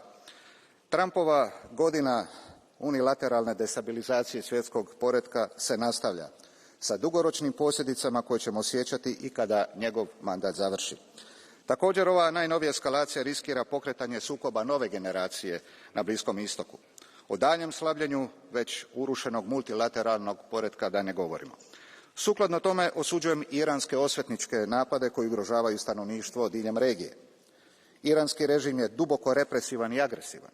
Nasilan je prema vlastitim građanima, nasilan je prema susjedima. Aktivno podržava rusku invaziju na Ukrajinu. Ipak, o budućnosti Irana može odlučiti samo njegov narod koji zaslužuje slobodu, dostojanstvo i pravdu. Istodobno, Europska unija treba govoriti jednim glasom i napokon početi djelovati kao igrač, a ne kao promatrač. Moramo zaštititi svoje građane i efikasno reagirati, pogotovo na ekonomske posljedice ove eskalacije, ali ne samo na njih. Hvala. Grazie. Facoltà ora di intervenire l'onorevole Maréchal. Prego. La guerre n'en finit pas de frapper à notre porte. Le régime des Mollahs pratique la guerre asymétrique avec un mépris total pour l'intégrité de ses voisins. Hier, malheureusement, certains pensaient pouvoir récolter les dividendes de la paix en rognant sur nos outils de défense. Nous ne pouvons que nous satisfaire que la France d'hier ait, moins que les autres, communié à cet aveuglement européen collectif. Car la guerre nous rattrape, à Chypre, au Liban, à Dubaï, avec qui la France est liée par un accord de défense.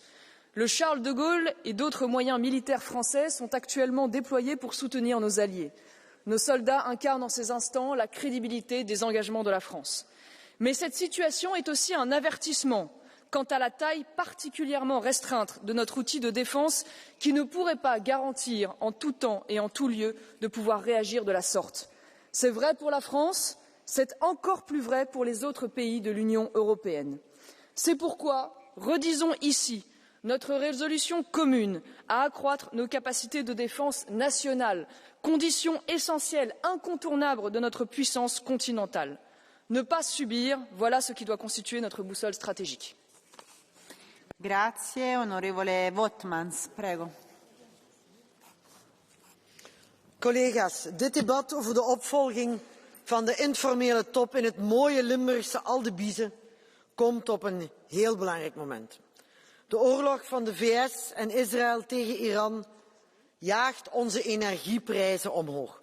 En Europa, collega's, moet aan haar burgers en aan haar bedrijven tonen dat ze er staat, nu, om die factuur te doen zakken. En niet door met subsidies te gaan strooien, maar door nu een boost te geven aan onze eigen energiebevoorrading.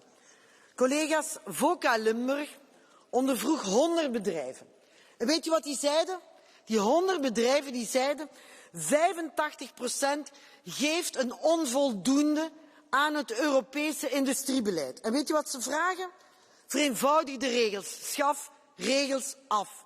Vervolmaak de interne markt. Schaf die interne handelsbarrières af. Bescherm ons tegen oneerlijke concurrentie. En zorg, en dat is nu meer dan ooit actueel, collega's, zorg voor lagere energieprijzen. Collega's, en ik hoorde het hier jullie heel veel al zeggen in het debat over Iran, maak van dit Europa een echte geopolitieke speler. Zorg dat je spreekt met één stem over Europa, over Iran, tegen Iran. Zorg voor die defensie-Unie. Zorg alsjeblieft voor dat Europese leger. Hervorm de Unie. Collega's, we praten hier heel veel over Trump. Te veel als je het mij vraagt. Ik zou het willen hebben over wat doet Europa. Ik denk dat het moment gekomen is dat Europa moet wakker worden en deliveren voor haar burgers. Dat moment moet er zijn. Ursula zegt altijd, lang leven Europa. Ik zou zeggen, lang leven dat hervormd en dat krachtig Europa. Dank u wel. Thank you. Sorry, we have a blue card for you from Mr. Mulacic. No. Okay. I am sorry. Next speaker is onorevole Cunha. Please. Muito obrigado, Sra. Presidente. A escalada militar no Médio Oriente representa momento particularmente perigoso para a estabilidade internacional. Perante esse contexto, a prioridade deve ser clara: reforçar os mecanismos de prevenção da guerra. A diplomacia não pode ser apenas uma reação às crises, tem de ser um instrumento para as evitar. A União Europeia precisa de assumir papel mais presente nas plataformas multilaterais, capazes de impedir que o recurso à força se torne inevitável. Neste momento, é essencial evitar uma escalada da violência e criar condições para o regresso às conversações, em linha com os esforços já iniciados pelo Conselho e pela Comissão. Devemos também olhar para as consequências deste conflito. Primeiro, a dimensão humanitária, reforçando iniciativas de proteção e assistência aos civis e inocentes afetados.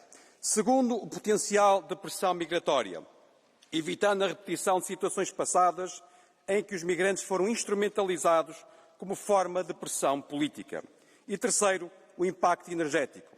Esta crise lembra-nos a vulnerabilidade estratégica da Europa e reforça a necessidade de consolidar a nossa soberania energética, acelerando a diversificação de fontes e o investimento em energias renováveis.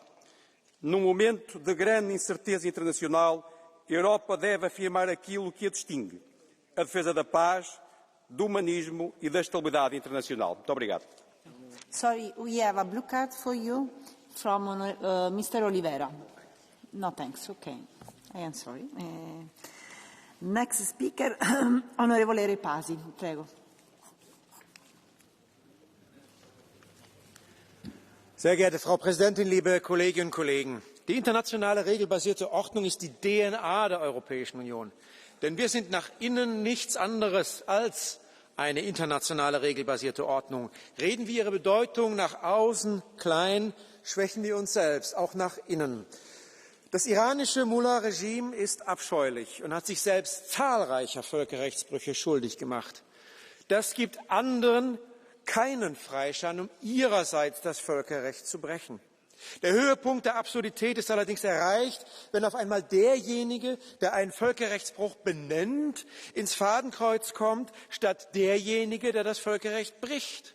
Trumps Angriff auf Pedro Sánchez ist inakzeptabel.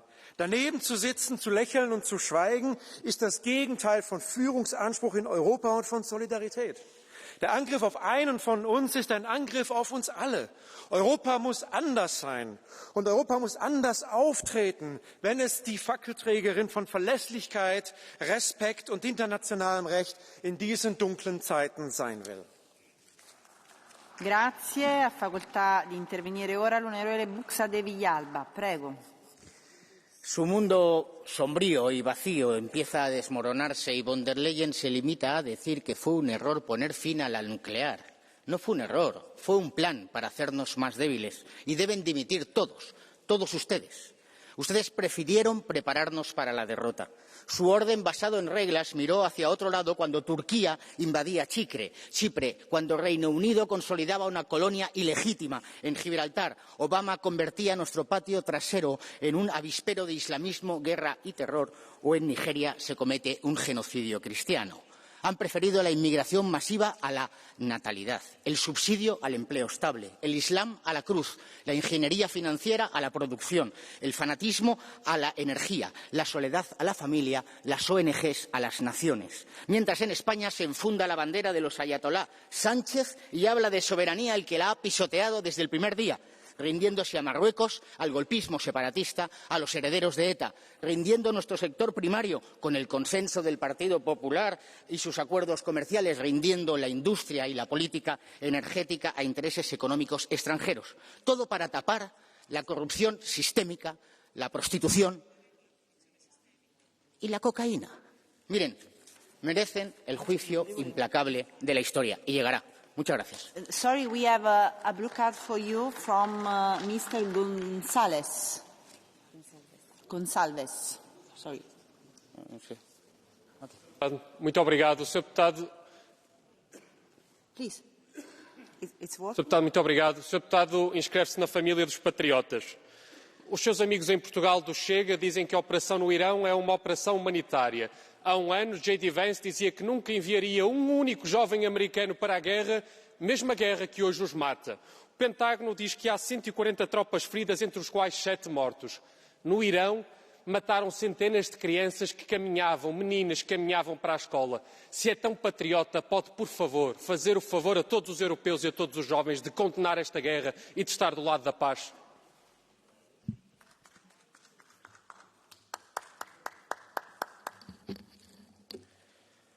¿Sabe? Mire usted, hoy sus amigos en España, las organizaciones Antifa y los separatistas han llamado al boicot y a la violencia contra mi líder político, Santiago Abascal, que hace un mitin en la campaña de las elecciones generales en un pueblecito que se llama Treviño, condado, y han llamado a la violencia. Esa es la guerra que nosotros queremos acabar. La guerra que ustedes han empezado contra el pueblo europeo. La guerra de llamar a la invasión masiva, a cambiar la población para poder ganar unas elecciones que si no van a perder. Las familias y las empresas ya no les quieren. La izquierda va a desaparecer en toda Europa y esto es lo único que le preocupa a la gente. Gracias.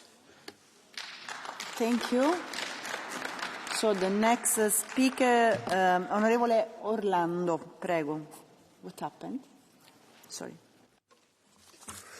Signora Presidente, prosegue l'alleanza autocratica coloniale Trump-Netanyahu in violazione di ogni principio di legalità internazionale e in dispregio di Nazioni Unite, agenzie e corti internazionali.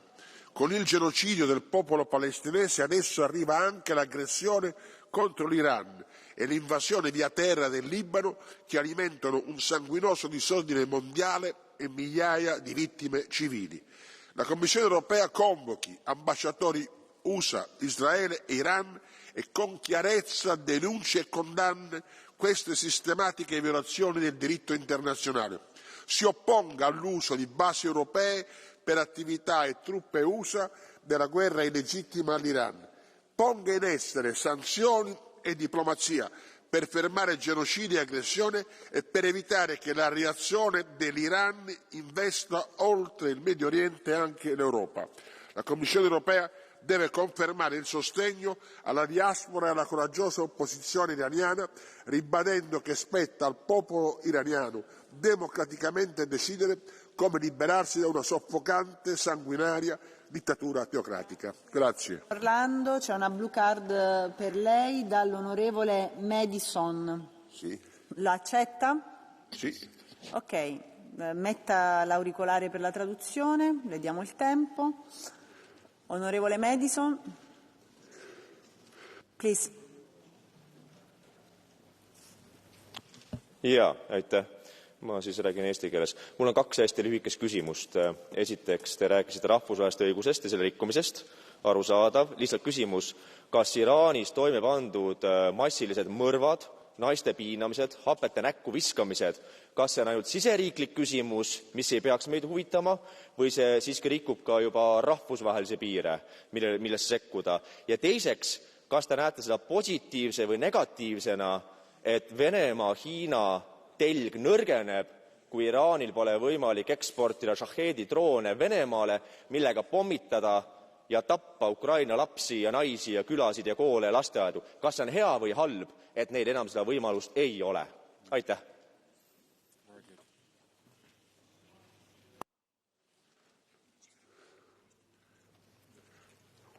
È evidente che la sua domanda sottintende una posizione che non è la mia.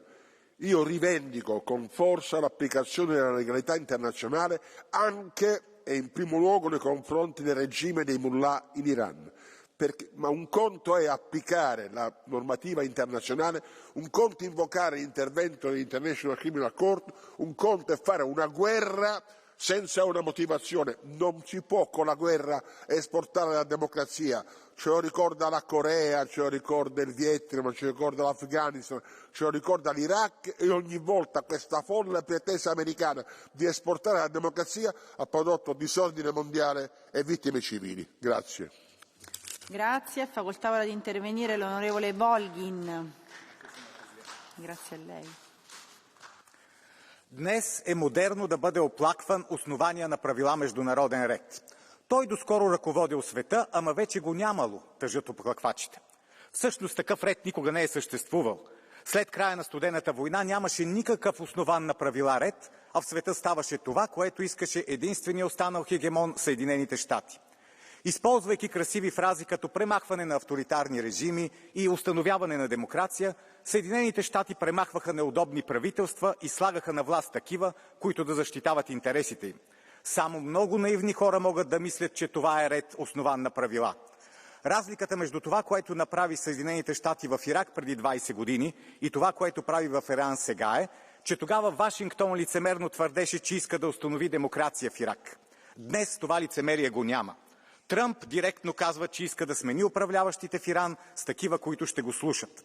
Демокрацията е последното, което го интересува. И предишните президенти не се вълнуваха от липсата на демокрация. Единственото, което искаха, е да увеличат американското господство. Сега поне казват това открито. Благодаря ви. Grazie. Facoltà ora di intervenire l'onorevole Zovko. Grazie Presidente. For many years we have dealt and voted for resolutions against Iranian oppressive regimes, and you all supported it. And just to those of you who are quoting wrongly Albert Camus, he said, "I believe in justice, but I will defend my mother before the justice." so the terrorism cannot be defended, especially the one that killed their youth in thousands for months, the youth that wanted to live in freedom and democracy. And the recent attacks carried out by Iran and Iran-backed Hezbollah once again show us why this regime represents a serious threat to regional and international security. For decades, the Iranian regime has oppressed its own people, violently suppressing protests and treating its citizens as enemies rather than partners in shaping their country's future. This repression at home goes hand in hand with destabilizing behavior abroad. Iran's continuing support for Hezbollah and other armed groups fuels tension and spreads instability in an already extremely fragile region marked by rising extremism and multiple overlapping conflicts. The attacks targeting bases in Cyprus and attacks directed at the territory of an EU member state are unacceptable. And just to end, fuel prices cannot be the reason that we should turn a blind eye on what is happening there. The terrorism should stop, and the menace for European citizens is greater than increase in the prices of fuel. And I welcome the proposal by Commission Presidents that Member States should consider their energy policy and the same way that the Croatian government has done, and to help their citizens to cope with this situation until we finally get down this terrible regime. Thank you. Vi chiedo, colleghe e colleghi, rispetto dei tempi. Onorevole Incir, prego.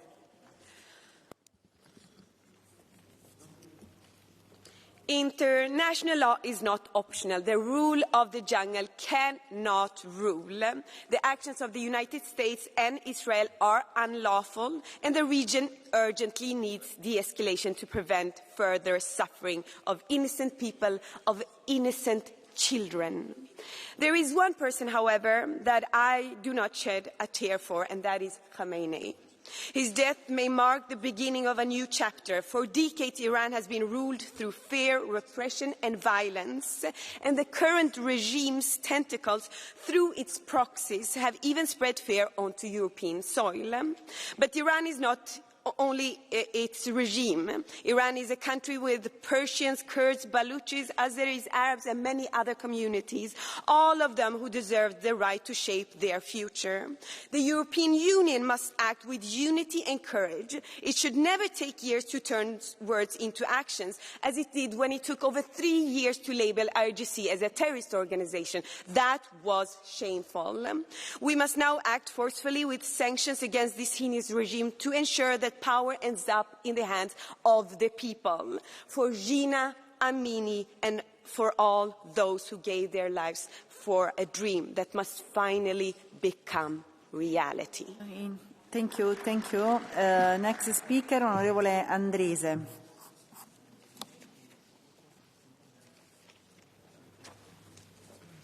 Voorzitter. Terwijl de Europese leiders over elkaar heen struikelden om nietszeggende verklaringen de wereld in te sturen, klonk de smeekbede van het Iraanse volk om vrijheid en democratie luider dan ooit.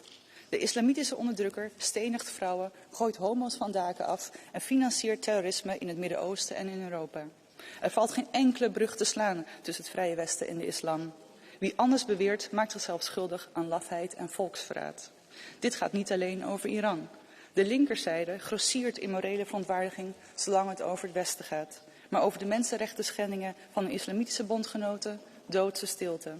Ook in onze steden zien we diezelfde barbaarse ideologie in kracht toenemen. En daarom vraag ik u uit naam van de Europese bevolking, luister naar Iraanse smeekbeden en stop de islamisering van ons continent. Grazie, onorevole Galán. Gracias, presidenta. La señora von der Leyen no nos representa y ni tan siquiera se queda aquí para esperar que se lo podamos decir de frente. Habrá tenido que irse a recoger alguna llamada de su amigo Trump. Que Estados Unidos e Israel quieran arrastrarnos a una guerra ilegal es indignante, sí, pero no es sorprendente. Al fin y al cabo, uno es un genocida y el otro utiliza la ley del más fuerte para dominar el mundo. Lo que es realmente lamentable es que la señora von der Leyen quiera empujar a Europa detrás de ellos, hacia ese mundo sin normas que desprecia el derecho internacional, ese mundo que jalean sus amigos Trump, Netanyahu y Putin, y ahora también ella. Es una profunda vergüenza. Sus declaraciones han demostrado que no representa el alma pacífica de las europeas y los europeos. Con sus palabras vulnera los valores de la Unión Europea y desde aquí lo decimos alto y claro: dimita ya. La ciudadanía europea no quiere ser cómplice de otra barbarie, diciendo alto y claro no a la guerra, como ya lo ha hecho el Gobierno de España. Y le hago una pregunta, aunque no esté aquí. Responda, señora von der Leyen, ¿de qué lado está? ¿Con el orden internacional y los valores europeos o con quienes ponen en riesgo un mundo en paz? Muchas gracias. Sorry, we have a blue card for you from Cecilia Strada. Perfetto. Okay, do you accept? Please. Sappiamo che in questi giorni moltissime persone stanno scappando da questo attacco e sappiamo che i paesi della regione già ospitano milioni di rifugiati. Il Libano, per esempio, rifugiati siriani stanno di nuovo scappando dal Libano cercando di rientrare in Siria dopo gli attacchi da parte delle forze israeliane nel sud del paese. Io sono molto preoccupata della situazione, visto che lei si occupa molto dei diritti delle persone migranti e rifugiate. Ha qualche informazione di più da darci su questo tema? Grazie. Gracias, señora Estrada. Es muy oportuna su pregunta porque en estos momentos que la Comisión Europea no esté preparando una respuesta contundente y humanitaria es una enorme irresponsabilidad. Hemos visto cómo ya la Agencia Europea de Asilo ha planteado que si solo el 10% de la población iraní necesita huir, estaríamos ante uno de los flujos de refugiados más grandes de la historia. Y aquí estamos con los brazos cruzados. No aprendimos de la crisis de refugiados de 2015, cuando hubo un desplazamiento forzoso enorme. Pero además, desde aquí decimos que necesitamos una respuesta como la que se dio a Ucrania. Aunque estos no sean rubios con ojos azules, también tienen derecho a una acogida digna y a una respuesta humanitaria. Gracias. Thank you. Onorevole Bogdan. Buongiorno. Excelențele voastre, nu avem ce discuta cu Teheranul. Vremea poeziei și a negocierilor diplomatice a trecut, din păcate. Azi în Golf vorbesc armele. Uniunea a căutat punți de discuție ca să ce? Ca să facă ce? În loc să stea din primul minut alături de SUA, Israel, UK, Bruxelles este blocat în proceduri și nuanțe semantice, în timp ce istoria se schimbă tectonic. Părem din nou fricoși, ca să nu spun rupți de realitate. Regimul ayatolahilor din Iran nu mai are aliați. China și Rusia privesc și le oferă mângâieri pe cap. Nu au oferit niciun proiect de rezoluție în Consiliul de Securitate pentru a condamna distrugerea infrastructurii critice a Iranului. E un semn.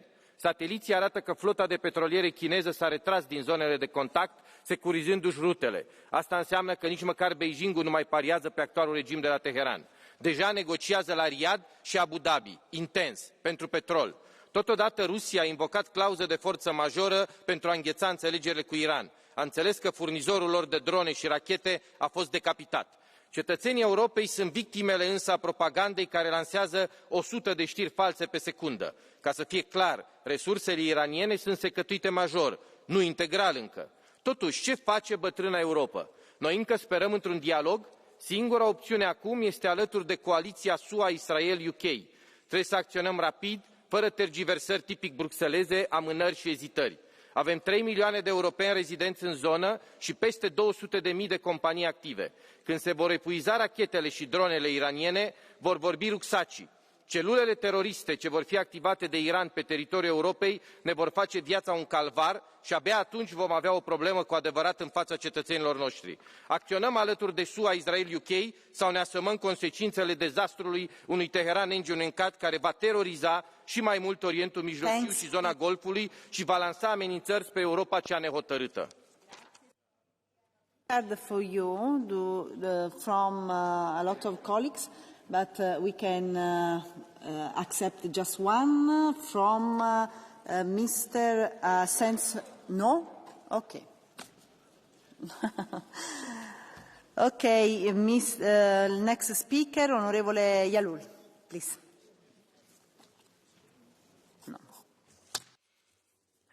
Thank you, President. An illegal unilateral military intervention took place in Iran without a UN Security Council approval, violating Article 2 of UN Charter. In this Parliament, we have condemned Iran repression. We fought to include Revolutionary Guard in the EU terrorist list. It's supposed to Hezbollah and the violence against women. We rejected Iran attacks to the GCC countries. President von der Leyen could have made the same. It is possible for her to condemn attacks and interventions without abandoning international law. While she remained silent, she erased the memory of 165 schoolgirls that were killed, 9 Israeli persons killed, and 83 kids in Lebanon that they were murdered. While she avoided taking a position, Netanyahu government, I will not confuse them with the Israelis, is not respecting Lebanon territorial integrity. He is displacing 400,000 people, and I want to blame here Hezbollah for that too. And he also is annexionating the West Bank. While you keep empty statements, our citizens say not to war, we want peace. President Pedro Sánchez is the one who understands this and represents all of that, who wants all of that, and those in this European Union that want peace, security and stability. Because don't forget that we have millions of people here that were killed after 45. We give ourselves the right to have this European Union and international law that we need to defend, because we don't want more killing here. We are destroying the system. We are destroying the international system. Sorry, we have a blue card for you. No? Yes? From Mr. Stee. Gracias, Presidenta. Yo estoy de acuerdo que hay que ser prudente en esta situación y no se le puede dar un cheque en blanco ni a Estados Unidos ni a Israel, pero sería usted quizás más cauta en cuanto a decir que no se puede actuar internacionalmente si no hay un mandato del Consejo de Seguridad de la ONU, porque recordaría que había un socialista español, Javier Solanas, que como secretario general de la OTAN sí ha intervenido militarmente para salvar las vidas de los albaneses en Kosovo, aunque no tenía un mandato del Consejo de Seguridad de las Naciones Unidas. Discúlpeme, dudo mucho que el señor Solana, que es una persona muy prudente, dudo que usted le conozca, yo lo conozco muy bien, validar una intervención unilateral militar que no está basada en el artículo 2 de las Naciones Unidas ni tiene aval del Consejo de Seguridad de Naciones Unidas. ¿Y sabe usted lo que pasa? Que o apoyamos el derecho internacional o dejamos de creer en la Unión Europea como existe. Esta Unión Europea existe solo porque nos dotamos de un sistema después de 1945 para no tener más guerras y que no muriera más gente en nuestro continente. L'onorevole Stier vuole replicare, prego.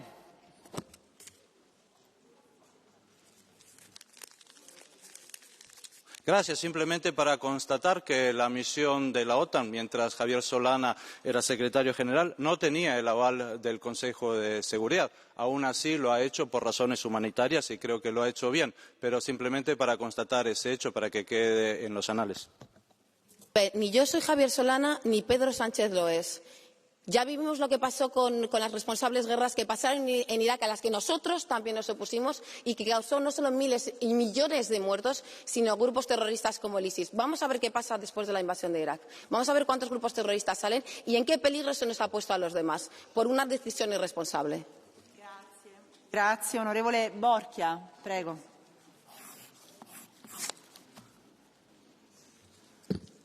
Colleghi, io vi confesso che questa mattina ho avuto per qualche minuto la tentazione di cambiare mestiere, perché ho sentito da parte della Presidente von der Leyen che l'orientamento di viaggio è quello giusto.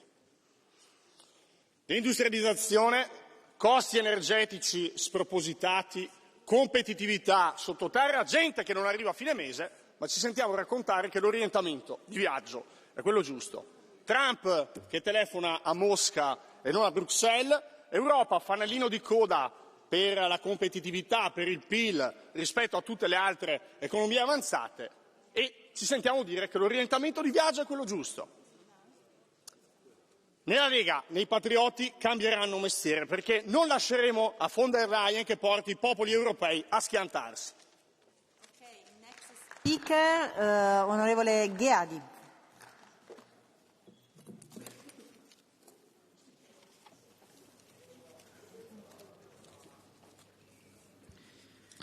Πριν ακριβώς ένα μήνα από εδώ προειδοποιούσα ότι οι εξελίξεις στο Ιράν θα επηρεάσουν την Ευρώπη. Δυστυχώς τα γεγονότα με επιβεβαίωσαν με τον κύριο Κώστα να υπογραμμίζει εκ των υστέρων την ανάγκη για ευρωπαϊκή ενότητα. Ας γίνουμε επιτέλους προμηθείς, όχι επιμηθείς.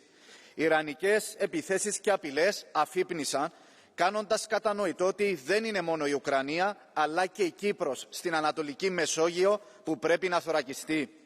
Η ευρωπαϊκή αλληλεγγύη και άμυνα ας γίνει πράξη και ας μην επαφίεται σε διμερείς σχέσεις. Την ίδια ώρα οι συνήθεις ύποπτοι τρέχουν να εκμεταλλευτούν την κρίση. Η Τουρκία που μέσω της κρατικής τράπεζας Halkbank βοηθούσε το καθεστώς του Ιράν να παρακάμψει τις κυρώσεις, ανέπτυξε παράνομα 6 οπλισμένα F-16 στα κατεχόμενα εδάφη της Κύπρου για να προστατέψει δήθεν τα τουρκικά συμφέροντα. Από ποιους? Από τα φιλαράκια της, το Ιράν και τη Χεσπολάχ. Και πάλι απόλυτη σιωπή από τους ευρωπαϊκούς θεσμούς. Μέχρι πότε η Ευρώπη θα υποσκάπτει τον ίδιο της τον εαυτό? Thank you very much. Next speaker, Willy Sondal. Thank you, Chair. I'm going to speak in Danish. USA og Israel har angrebet Iran og fjernet toppen af det præstestyre, der har dræbt tusindvis af deres egne borgere og finansieret terrorbevægelser i Mellemøsten. Den her krig vidner om den nye verdensorden. Her gælder folkeretten ikke, og Trump og hans krigsminister foragter FN-konventioner og spilleregler. De respekterer kun deres egen magtfuldkommenhed. Og værre endnu, der er ingen plan for fremtiden. Krigen har spredt sig til store dele af Mellemøsten, i Libanon med 750.000 fordrevne og mange dræbte som resultat. Jeg har været en indædt kritiker af Bushs ulovlige Irakkrig. Jeg var og er indædt modstander af Irans brutale præstestyre. Vi har set det gang på gang. Det er ikke nok at bombe. Internationale organisationer, konventioner og regler er nødvendige for at sikre os mod udsigtsløse krige. Det er alt sammen forudsætningen for at skabe fred. Tak. Thank you very much. Next speaker, Reinhold Lopatka, please. Dear colleagues, never forget this. The Mullah regime in Iran, which is still in power, is a terror regime.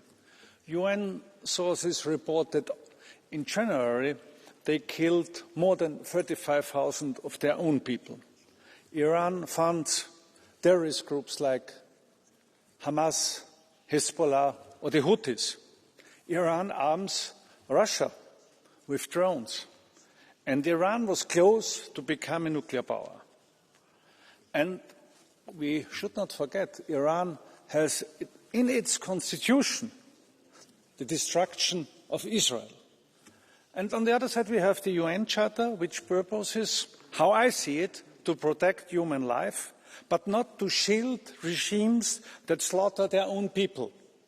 When the Security Council is paralyzed by vetoes coming from Russia, a strict formalist reading of the Charter betrays its own spirit. Therefore, Israel and the United States were legitimate to start this operation. Colleague Lopatka, thank you. But would you like to accept a blue card from Jungblut, Alexander 613? Yes, please. Vielen Dank, Herr Kollege, dass Sie die Frage zulassen.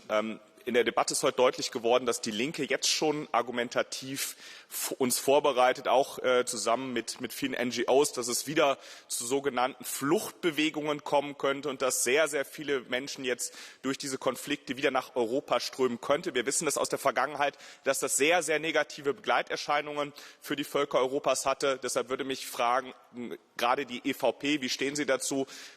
Zu dieser Argumentation, würden Sie das mittragen oder würden Sie mit der Rechten im Parlament dafür Sorge tragen, dass wir Europa endlich zu einer Festung ausbauen? Europa macht gerade das Richtige. Wir haben hier unsere Bestimmungen verschärft. Der zuständige EU-Kommissar hat hier die Unterstützung im Parlament gefunden. Das ist genau der richtige Weg, geordnet in dieser Frage vorzugehen, illegale Migration zu verhindern, aber auch andererseits alles zu tun, dass im Iran endlich dieses Terrorregime ein Ende findet und hier ein Systemwechsel kommt. Thank you. Next speaker, Vice President Victor Negrescu. The floor is yours. Mulțumesc, domnule vicepreședinte, stimați colegi. Mă adresez astăzi dumneavoastră în numele a milioane de români care în doar câteva zile au văzut creșteri de prețuri la energie atât de mari, încât se tem că nu își vor mai putea plăti facturile sau să facă plinul la mașină. Conflictul din Orientul Mijlociu se resimte deja în viața europenilor. Oamenii se așteaptă ca Europa să reacționeze și să-i protejeze, pentru că energia nu este doar un sector economic. Atunci când energia devine prea scumpă, industria își pierde competitivitatea, fermierii sunt afectați, securitatea și reziliența noastră sunt amenințate, iar puterea de cumpărare a oamenilor scade. Solicit Consiliului și Comisiei Europene să propună o acțiune coordonată pentru stabilizarea pieței energiei și protejarea puterii de cumpărare. Folosirea stocurilor, mecanisme de sprijin din fondurile de rezervă sau finanțări alternative și combaterea speculei la nivel european sunt soluții ce pot fi adoptate rapid, pentru că energia accesibilă înseamnă protejarea cetățenilor și a economiei europene. Mulțumesc! Thank you. Next speaker, Jaroslav Bžoch. Floor is yours. Děkuji za slovo. Konflikt, který teď vypuknul, není ničím nový a jediný, kdo za to může, je iránský režim. Iránský režim, ten, který podporuje terorismus po celém světě. Iránský režim, který podporuje Hizballáh, Hutije, Hamas a terorizuje region, ze kterého pochází. Nikdo jiný za to nemůže. Pokud máme debatu o tom, že se má dodržovat mezinárodní právo, ano má a všichni bychom si přáli, aby se mezinárodní právo dodržovalo. Ale jak máme postupovat vůči režimu, který mezinárodní právo nedodržuje vůbec a nikdy si z něj starost nedělal? Jak máme postupovat vůči režimu, který terorizuje vlastní obyvatelstvo? Co máme dělat? Pokud se bavíme o tom, že my jsme založeni na mezinárodním právu, tak je to samozřejmě správně. Na druhou stranu, co my jsme udělali, aby tento konflikt nevzniknul? Neudělali jsme vůbec nic, uložili jsme sankce. Jaké sankce měly dopad? Nulový, žádný. Pokud se budeme bavit a pokud budeme chtít nějaký statement od komise a bude komise se k tomuto konfliktu vyjadřovat, tak ať se vyjadřuje jasně. My nepotřebujeme popis situace. Ten popis situace každý známe. Ale pokud vysocí představitelé jako Kaja Kallas budou říkat věty typu Izrael má právo se bránit, ale tak to zní trochu jako nejsem rasista, ale vůbec nic neříká, je to hrozné. Thank you. Next speaker, Bart Jan Ruijsen. Floor is yours.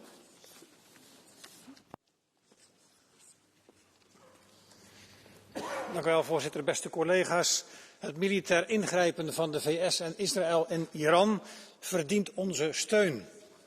We moeten gewoon vaststellen dat de diplomatieke routes gefaald hebben en dat ingrijpen onvermijdelijk was. Kijk naar het moorddadige optreden tegen de eigen bevolking. Kijk naar het maar doorgaan met het nucleaire programma. Naar het steunen van talloze terreurbewegingen in de regio. Dit moet gestopt worden. Maar het militair stoppen en daarmee de directe bedreiging voor de regio wegnemen is één ding. Dat zou met de huidige intensieve aanpak op relatief korte termijn bereikt kunnen worden. Veel moeilijker, maar wel noodzakelijk, is de omverwerping van het regime. Voorwaar geen sinecure, maar dat is wel wat er moet gebeuren. En ons daarom de taak vierkant achter de Iraanse oppositie te blijven staan. Een onderlinge samenwerking te bevorderen en hen bij te staan waar we kunnen. Het Iraanse volk moet op ons kunnen rekenen. Dank u wel.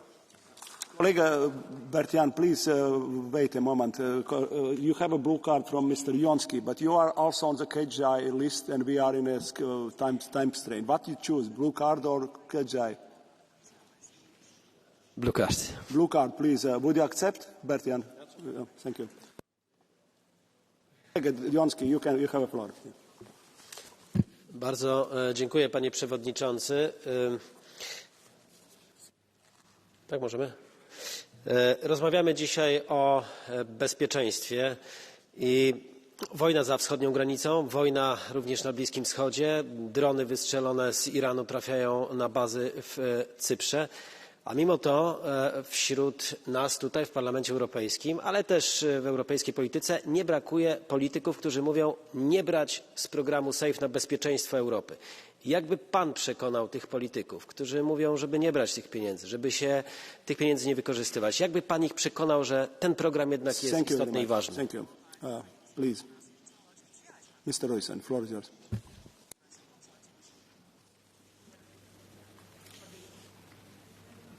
U noemt het SAFE-programma, dan hebben we het natuurlijk ook over versterking van onze eigen defensie, het investeren in onze defensie.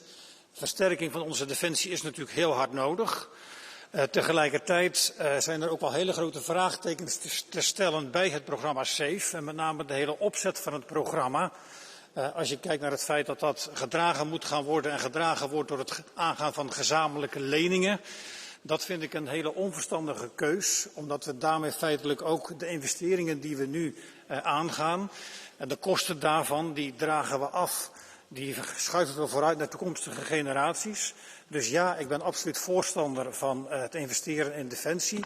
Maar grote twijfels bij het huidige SAFE-programma. Thank you very much. So next speaker, Nathalie Loiseau, please.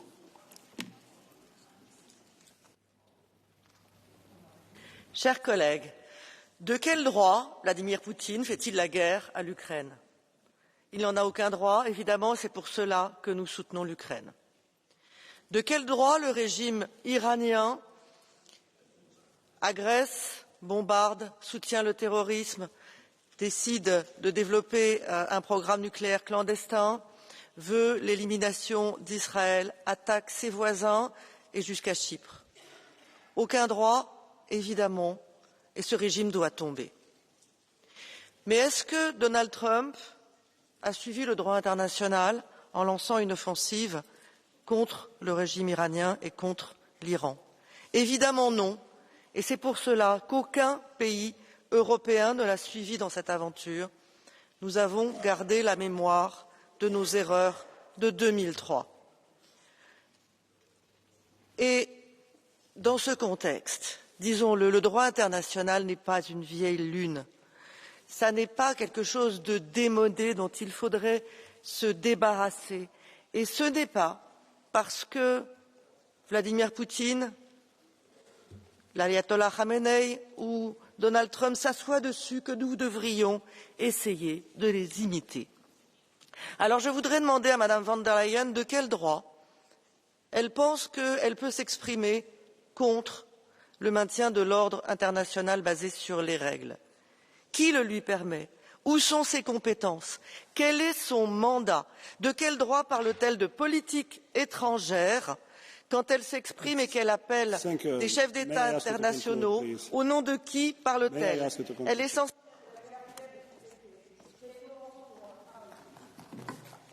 Next speaker, Ludek Niedermayer. Thank you, Mr. President. On March 12th, tomorrow, Czech Republic will mark the 27th anniversary of joining the NATO. This was a huge step for Czech Republic on the way to democratic Europe. Unfortunately, many Europeans have understood NATO membership as an umbrella under which someone else looks after our security and defence. This was a big mistake, big mistake that has got us into current very difficult situation. We cannot change the past, but we are making the future. It's not enough if the member states will adjust properly, increase the defence expenditures. There is a clear role for our joint Europe to be played. First of all, the Article 42.7 on collective defence clause in the European treaties must be real. And we must make sure that this is a credible commitment of the member states to help each other. On the top of that, we should build part of our defence together. It's more effective, cheaper, and it will deliver quickly. This is the way to our more secure and safe future. Thank you. Thank you very much. Next speaker, Elio Di Rupo. Monsieur le commissaire, je voudrais vous parler, de compétitivité. La compétitivité de l'Europe, les vieilles recettes du passé, dérégulation, réduction des salaires, baisse des cotisations sociales, foi aveugle dans le libre-échange ne fonctionnent pas. Même Mario Draghi les dénonce. L'Europe a besoin d'une véritable stratégie industrielle pour relocaliser ses industries sur son sol, comme l'a fait Joe Biden aux États-Unis en dégageant 2 000 milliards de dollars. L'Europe doit investir massivement dans des secteurs stratégiques, les technologies, l'intelligence artificielle, la recherche et l'innovation, la défense, l'alimentation, les médicaments, les énergies renouvelables. Enfin, la compétitivité doit aussi améliorer les conditions sociales des citoyens européens par des emplois de qualité, des salaires décents et un pouvoir d'achat fort. Tout ça doit se faire en favorisant nos produits made in Europe, tout en ne se fermant pas au reste du monde. Merci d'avoir fait semblant de m'écouter. Thank you very much. Next speaker, Alexander Sell. Die Amerikaner greifen den Iran an und an deutschen Tankstellen explodieren die Preise. Diesel und Benzin kosten über 2 Euro. Ursache des Preisschocks ist aber nicht nur der Krieg im Iran. Steuern und Abgaben machen mehr als die Hälfte des Spritpreises aus. Der Staat kassiert und die Bürger bezahlen. Autofahren wird zum Luxus, Heizen wird zum Luxus. Aber nicht wegen Trump oder Putin, sondern wegen Friedrich Merz und Ursula von der Leyen. Sie haben den europäischen Green Deal ausgerufen. Mit immer höheren Steuern wollte Frau von der Leyen das Weltklima retten. Tatsächlich hat sie Deutschland arm gemacht, unsere Wirtschaft zerstört und den Aufstieg Chinas ermöglicht. Europa spielt keine Rolle mehr, ob in Venezuela, im Iran oder in Taiwan. Niemand interessiert sich für das Geschwätz von Tante Ursula, weil sie unseren Kontinent ruiniert hat mit ihrer desaströsen Klimapolitik, mit offenen Grenzen und demokratiefeindlicher Zensur. Wenn wir Europäer in der Welt wieder eine Rolle spielen wollen, dann müssen wir erst mal aufhören, uns selbst zu schaden. Deshalb, die CO2-Bepreisung muss weg, die Energiesteuern müssen runter, Sanktionen müssen aufgehoben werden. Europa muss wieder in der Wirklichkeit ankommen. Thank you, colleague. Next speaker, Kostas Papadakis. Απειλή πολεμικής γενίκευσης η επίθεση ΗΠΑ-Ισραήλ εναντίον του Ιρανικού λαού και του Λιβάνου. Προσχήματα τα περί προστασίας γυναικών όταν αγαστοί συνεταίροι όσων τα επικαλούνται είναι η Σαουδική Αραβία, οι Ταλιμπάν, οι τζιχαντιστές της Συρίας. Ο ανταγωνισμός ΗΠΑ-Κίνας για έλεγχο σφαιρών επιρροής είναι η αιτία. Μέρος της λίας προσδοκάει η αστική τάξη της Ελλάδας με εμπλοκή της συνένοχης κυβέρνησης της Νέας Δημοκρατίας στην Κύπρο για να προστατέψει τις βρετανικές βάσεις ή ακόμα και στη Βουλγαρία. Δεν την πήρε ο πόνος βεβαίως για το κυπριακό λαό που υποφέρει από 52 χρόνια κατοχής της νατοικής συμμάχου Τουρκίας. Οι αμερικανοβρετανικές νατοικές βάσεις που δήθεν θα θωράκιζαν την ασφάλεια του ελληνικού και κυπριακού λαού τώρα υποστηρίζονται κιόλας και από τη δήθεν φιλιρινική Ισπανία. Γιατί αποτελούν ορμητήριο πολέμου και ταυτόχρονα στόχο αντιπίνων. Έξω λοιπόν η Ελλάδα από τον πόλεμο που δεν είναι των λαών. Επίσης, να κλείσουν τώρα όλες οι βάσεις, να μην πληρώσει ο λαός τα σπασμένα, κατάργηση του ΦΠΑ στα είδη λαϊκής κατανάλωσης, πλαφών στις τιμές, αυξήσεις στους μισθούς και συλλογικές συμβάσεις εργασίας. Thank you, colleagues. Before I give it for the next speaker, we finished 6 rounds, so I have 2 rounds left. There is no more blue cards approved, and to give more time for KGI, even if we will not be able to do, I think, for anybody who is registered for KGI. So, next speaker, Thomas Tobin. Thank you, President, colleagues. The developments in the Middle East remind us of one simple truth. Europe cannot afford to be weak in an unstable world. And let us also be clear. The people of Iran deserve freedom, dignity, democracy, not the tyranny of the Ayatollahs. This is yet another wake-up call for Europe. We must strengthen our defense capabilities so that Europe is prepared for modern threats, including drone attacks like the one that targeted the airbase in Cyprus. Secondly, we need to reinforce our internal security, regain control of our external borders. We need to protect ourselves from Russian hybrid attacks and the proxy networks of the Iranian regime. Thirdly, we need major investments in energy, not only renewables, but also nuclear, because energy is fundamental to our security. And finally, we must secure a competitive Europe, now and for future generations. A strong economy is essential in these times of uncertainty. Now is the time for the EU leaders to double down on defense and security, simplification and continued support for Ukraine. This is how we will keep our union and citizens safe. Thank you. Next speaker, Marta Temidou.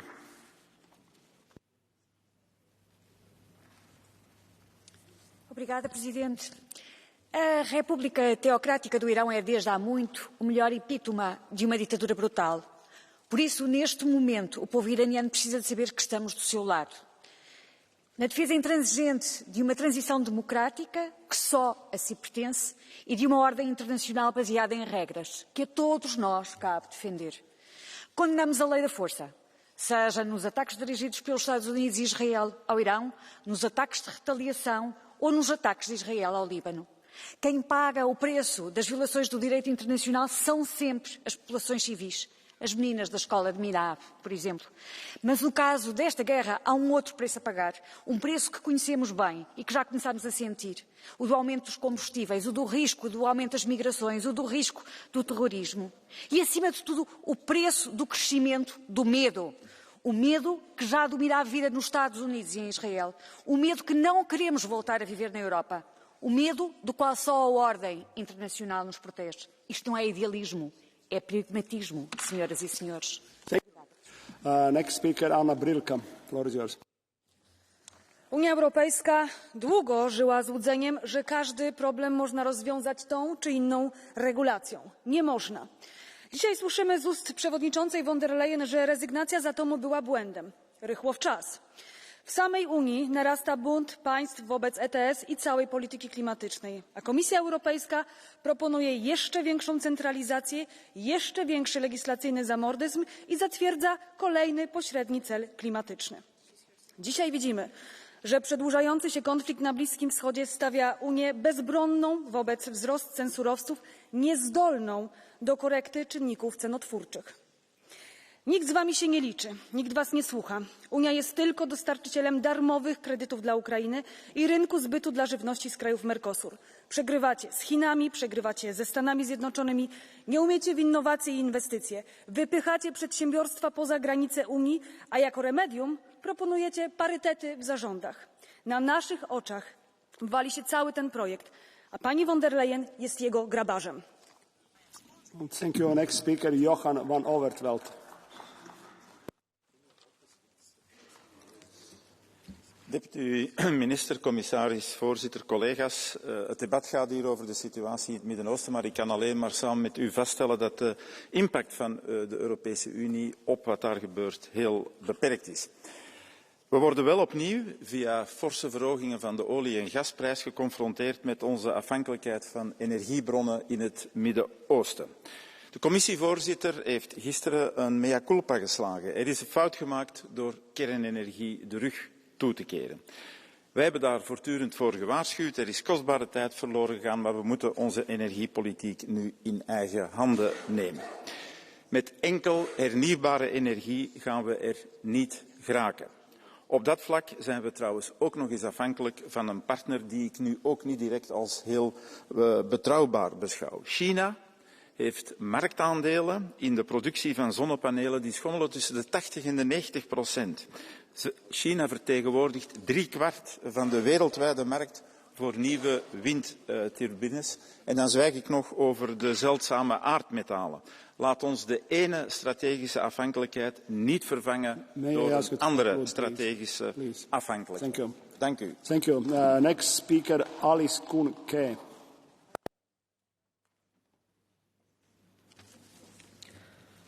De civila i Iran som har levt i ett helvete under den iranska mördarregimen, de drabbas nu igen tillsammans med andra civila i regionen när kriget trappas upp.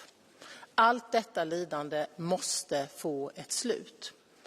Oljedepåer bombas. Iran kontrollerar en femtedel av världens oljetransporter.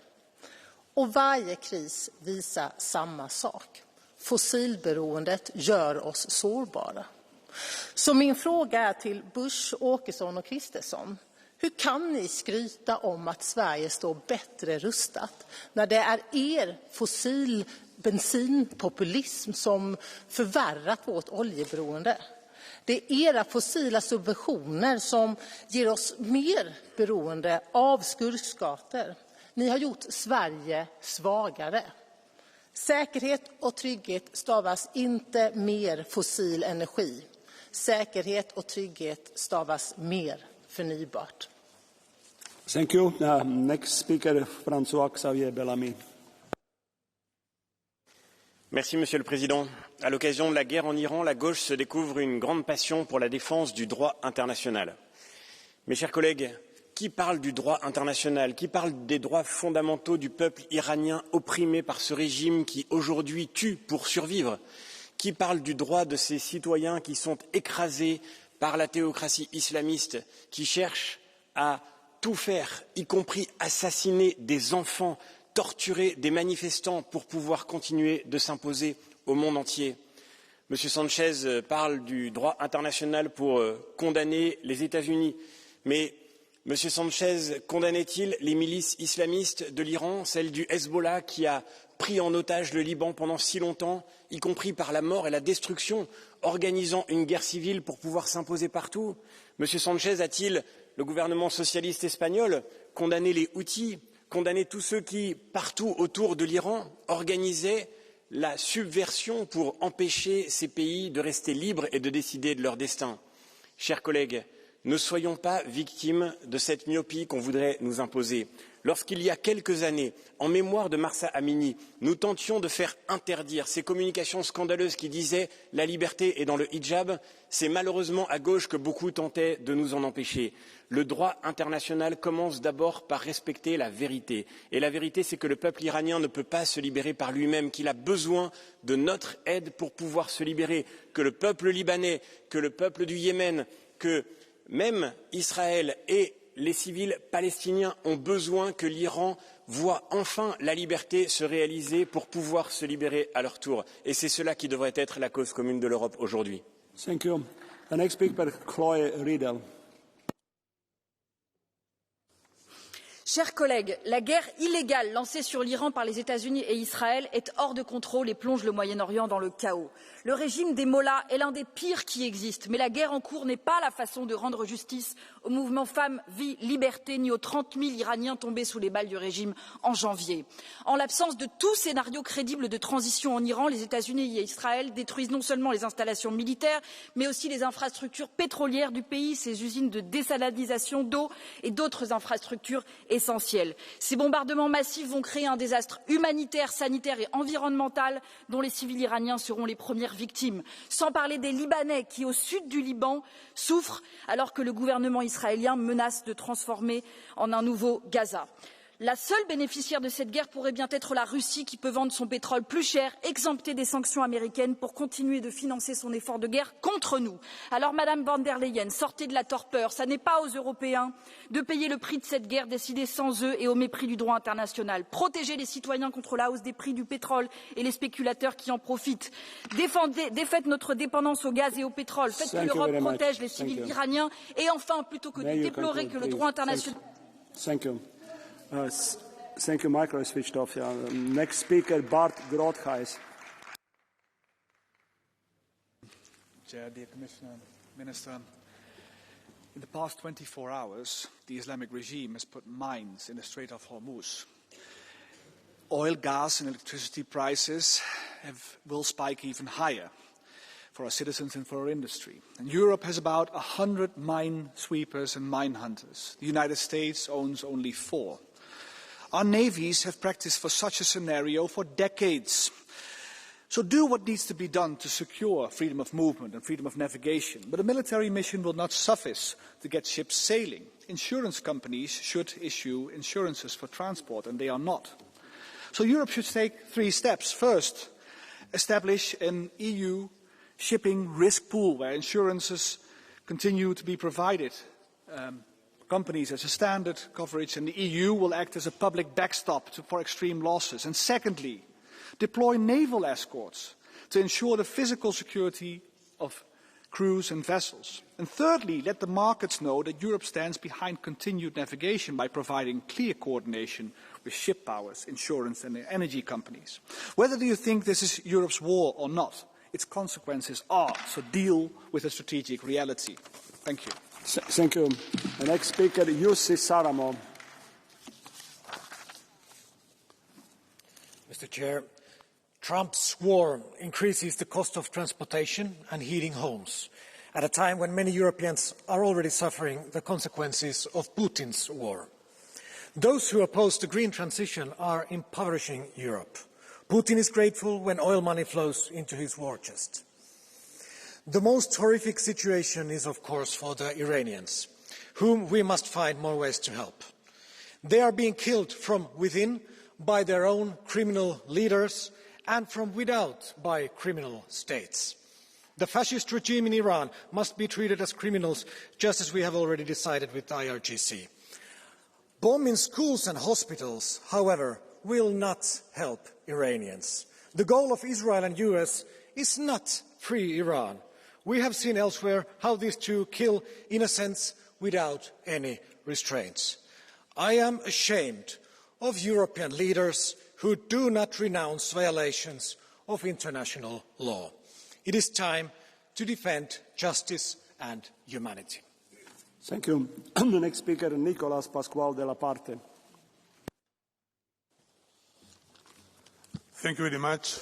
No a la guerra, por supuesto, no a la guerra, pero con la misma contundencia y convencimiento hay que decir no a una dictadura religiosa, a una teocracia medieval que oprime y reprime al pueblo iraní. No a la persecución y a las ejecuciones masivas de disidentes y opositores políticos, más de 1000 solo en el 2025.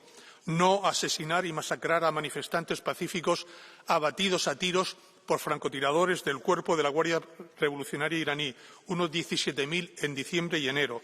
No a torturar a una joven iraní hasta la muerte por no llevar el velo bien puesto. No a exportar el terror y la muerte a todo Oriente Medio, a Europa y América. No a que ese régimen infame y terrorista se haga con armas nucleares. No, 100 veces no.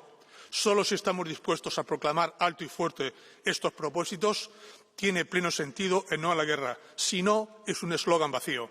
Y al tiempo hemos de gritar sí a la defensa y protección de los derechos humanos de los iraníes, en especial de las mujeres y las niñas. Sí a un futuro de democracia, estado de paz y seguridad para el pueblo iraní. Sí a una transición pacífica en la que los iraníes decidan liberar. Thank you very much. So I have to be fair to everybody. Your micro is switched off. Next speaker, Csaba Domator. Már most látszik, hogy az iráni háború fő következménye ugyanaz, mint az orosz-ukrán háborúé. Gazdasági értelemben Európát hozza a legnehezebb helyzetbe. Elszáll a gáz és az olajára, Európa beszűkítette az import lehetőségeit, így minden adott ahhoz, hogy az árak magasan is maradjanak. Megjöttek a pánik első jelei. Ursula von der Leyen azt mondja, hogy hiba volt kivezetni az atomenergiát. Pár hónapja a saját országában felrobbantották a leállított atomerőművek hűtőtornyait, és most arról beszélnek, hogy hiba volt azokat kivezetni. Hát jó reggelt! Ha az atomenergia ügyében ekkorát tévedtek, akkor miben tévedtek még ekkorát? Például a szankciók ügyében. Önök jogszabályba öntötték, hogy Európa elvágja magát a keleti energiaimporttól. Akik ezt a döntést meghozták itt, adjanak már választ arra, hogy honnan lesz így Európában energia megfizethető áron. Amerika magasabb áron adja, Norvégia pedig aligha tud több gázt termelni. A helyzet tragikus, de egyben lehetőség is az újratervezésre, aminek az is része, hogy ne üldözzék azokat, akik demokratikus módon elmondják, hogy ez így nem jó irány. Az újragondolásnak az is része lehet, hogy nem nézik szó nélkül, hogy Ukrajna azzal zsarol uniós tagországokat, hogy blokkolja az olajszállítmányokat, hogyha nem adnak még több pénzt. És nem nézik szó nélkül, hogy az ukrán elnök azzal fenyegeti meg a magyar miniszterelnököt, hogy katonákat küld a házához. Lehetnek vitáink, de egy dolog nem fér bele. Az, ha a bizottság harmadik országokkal összejátszik, uniós tagállamokkal szemben. Itt az ideje, hogy ne csak más országok kéréseit nézzék, hanem a tagországok érdekeit. Thank you. Next speaker, Sebastian Tinkinen.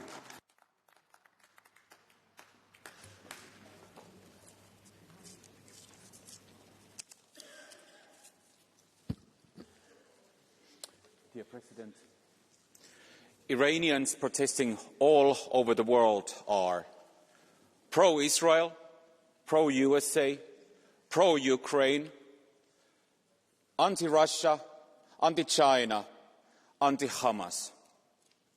Where does the EU stand?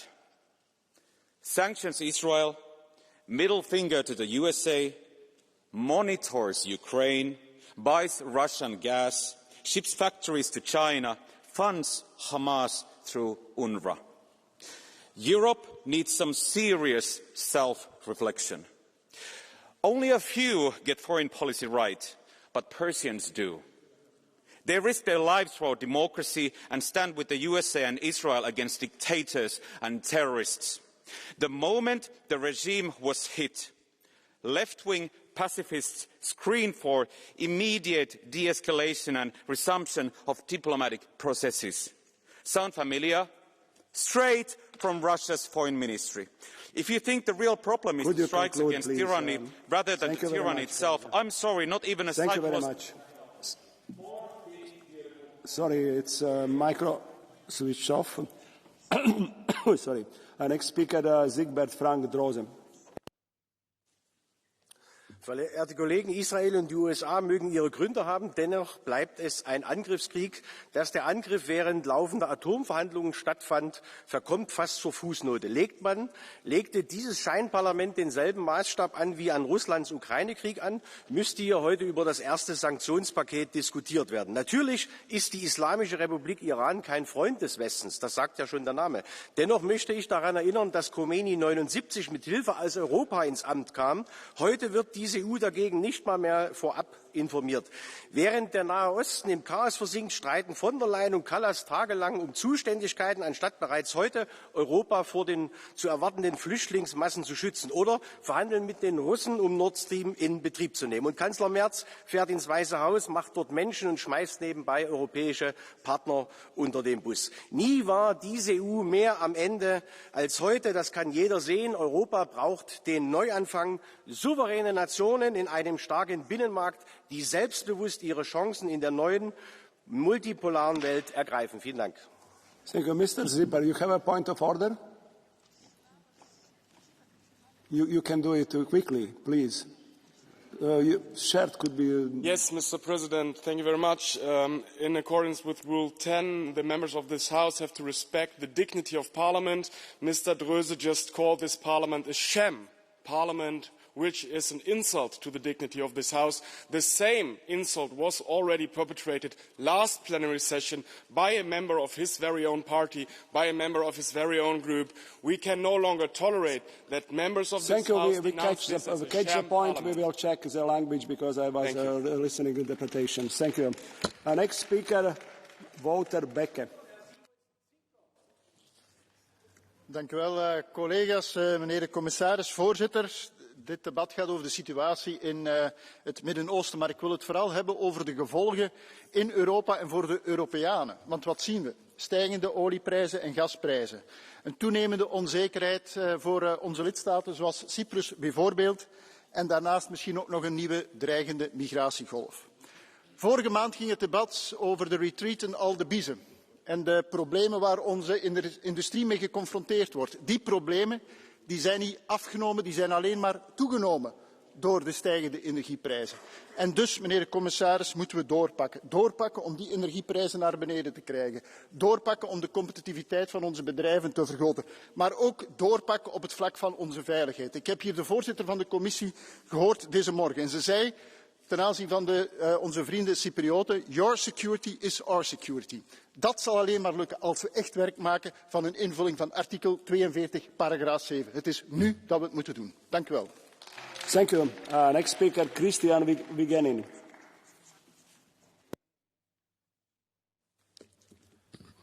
Ситуацията в Близкия изток е поредният пример за ерозията на международния правов ред. Наблюдаваме опасна ескалация с неясна стратегическа цел, която рискува да прерасне в мащабна война с непредвидими последици. Без съмнение, режимът в Иран има дестабилизираща роля в региона, представлява заплаха за международната сигурност и носи отговорност за тежки репресии срещу собствените си граждани. Но едва ли някой вярва, че военни действия ще доведат до демократичен и стабилен Иран. Историята ни дава достатъчно примери. Ирак, Афганистан, Либия, списъкът е дълъг. Отговорът на едно нарушение на международното право с друго само задълбочава нестабилността. Защото тази война изпраща послание към авторитарните режими по света, че не дипломацията или компромисът, а въоръжаването е единствената гаранция за сигурност в новите геополитически реалности. Европа трябва да има собствен глас. Глас в защита на международното право, дипломацията и мира. Не можем да се окажем въвлечени в пореден конфликт, започнат от САЩ, а цената отново да плащат европейските граждани. Към госпожа фон дер Лайен. Thank you. Micro is switched off, so next speaker, Fidias Panayotou. The European Union doesn't care anymore about international law. As most EU leaders have failed to condemn the attacks of Israel and United States against Iran. We can't defend international law only when it benefits us, like it happens in the war in Ukraine, but we need to be critical when our allies violate it on a regular basis. Even if EU leaders don't care about morals, at least they should care about European citizens, because they are the ones that are going to pay the consequences of this illegal war. An energy crisis will hit every single European household, and on top of this, EU citizens in my country, Cyprus, fear for their lives because Iran could keep retaliating with more drone attacks. I truly believe that it's both possible to be against the authoritarian regime in Iran and at the same time against the illegal military actions by our allies. So please, colleagues, let's speak up and clearly say no to war. Thank you so much. Thank you. Colleagues, we have a catch the eye procedure. I have a very long list, and I think I will not be able to give to everybody. I will keep a balance according to criteria, as much as possible, political, geographical, and so on. First speaker will be on catch the eye, Michal Sherba. Irański reżim to zło w czystej postaci. To kolaborant Putina. Żadnych wątpliwości. Żyjemy w czasie między pokojem a wojną. Europa nie może sobie pozwolić na słabość. Musi być architektem bezpieczeństwa. Wspólnie budować ochronę europejskiego nieba. Inwestować w mobilność wojskową. Potrzebujemy jedności. I nie ma co się oszukiwać, że sojusznik z USA ma teraz inne priorytety. Europa nie może pozwolić, by oczy świata odwróciły się od Ukrainy. Ukraina to pierwszy i najważniejszy front obrony Europy. Granicą politycznego sporu musi być wspólne bezpieczeństwo. Orban rozmontowuje sankcje wobec putinowskich oligarchów. Polityczni cynicy, także w Polsce, kwestionują instrument finansowy SAFE. Gardzę ich nieodpowiedzialnością. My jako Europa nie możemy się zatrzymać. Róbmy swoje. Thank you. Next speaker, Kostas Mavridis. Thank you, President. Due to the war in Iran, there was an attack against the British military bases in Cyprus, and that made Cyprus a target as well. Thanks to the swift aerial and naval response of Greece, France, Italy, Spain, Holland, and others, Cyprus is fully protected. Fully protected. Reacting to this European solidarity, the Erdogan regime transferred 6 F-16 fighter jets to the northern occupied part of Cyprus, which is an EU territory. Today, we heard no single word about this from Ms von der Leyen. Nothing. Nothing about this new anti-European behaviour of Turkey that blocks the EU energy projects in Eastern Mediterranean and continues to occupy EU territory in Cyprus. Sooner or later, Ms von der Leyen will go, but we as Europe, we would have to face the feeding of the Turkish monster. Thank you. Next speaker, Silvia Sardone.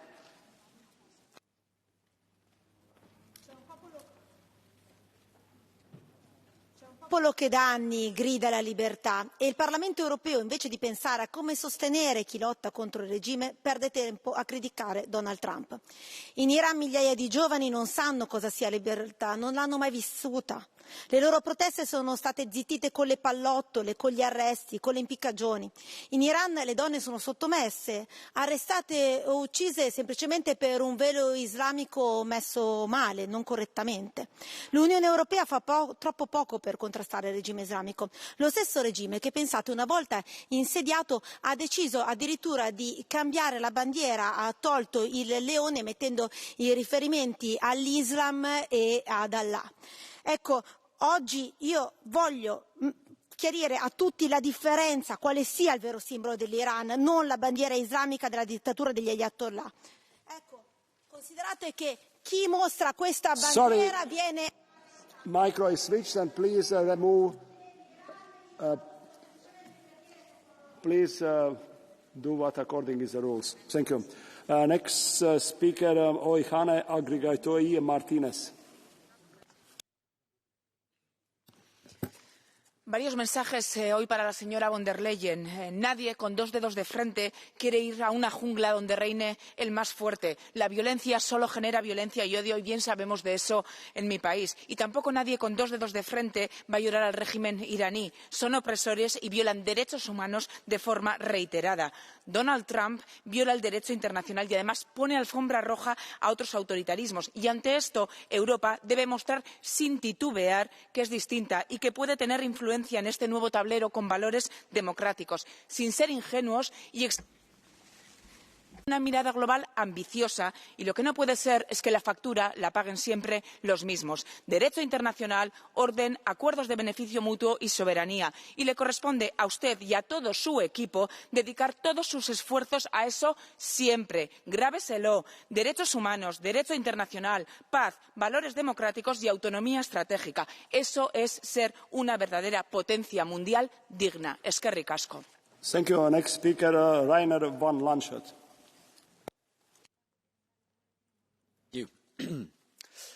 Friday night, the first bombs fell on Iran. The Ayatollah was killed and we held our breath. What happens next? What will we do? Then President von der Leyen announced the EU will discuss this on Monday. 2 weeks later, we still haven't really found our course of action. Spain wants to go left, Germany wants to go right. And while we bicker about if this was a breach of international law, spoiler, it is, the result is a standstill. Because we don't have one foreign policy, we are bystanders. United action looks like this: a naval mission to free the Strait of Hormuz from mines and protect oil and trade shippings, bringing European citizens back safely from the Middle East together, collectively push the US to be clear on the goal of this war and act in line with international law. Divided, we will always remain reactive bystanders. But acting as the United States of Europe can lead us through any global crisis. Thank you. Thank you. Next speaker, Irene Montero. Gracias, presidente. Señorías, ustedes y la señora von der Leyen quieren que Europa entre en una guerra ilegal de la mano de Estados Unidos e Israel. Eso sí, ella no quiere que sus hijos vayan a la guerra. Pues si quieren guerra, que vaya ella, vayan ustedes y nuestros hijos en casa, sanos y salvos. ¿En nombre de quién habla von der Leyen? Habla en su nombre, porque en el mío no. Yo pienso que solo por el genocidio en Palestina, esta señora debería ser juzgada como criminal de guerra. Y miren, no se libera a nadie con bombas. Irak, Afganistán, Siria. Estas son guerras por petróleo, guerras por dinero. Nos están poniendo en peligro para que Trump construya un resort de lujo sobre las ruinas de un genocidio en Gaza, para que su hijo se forre invirtiendo en petróleo 2 días antes de bombardear Irán. Señorías, mientras estemos en la OTAN, lo queramos o no, somos cómplices de estas guerras ilegales. Actuemos ya, controlemos los precios de los alimentos, de la energía, del transporte, hagamos del no a la guerra una realidad. Dejemos sola a la señora von der Leyen, ustedes, socialistas, liberales, verdes, que la hicieron presidenta, dejémosla sola y salgamos de la OTAN ya. No sé a qué estamos esperando. Thank you. You use a warning which could be checked about according to the rules, colleague. Next speaker, Lucas Zipper.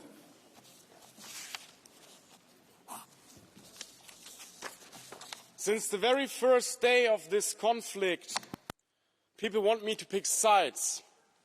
People want me to pick sides as a politician between an Islamist terror regime and war criminals that are corrupt and transform their state into authoritarianism. I refuse to pick sides, because the only people that I care about in this is the civilians that suffer, and you can choose which side kills more or kills worse these civilians.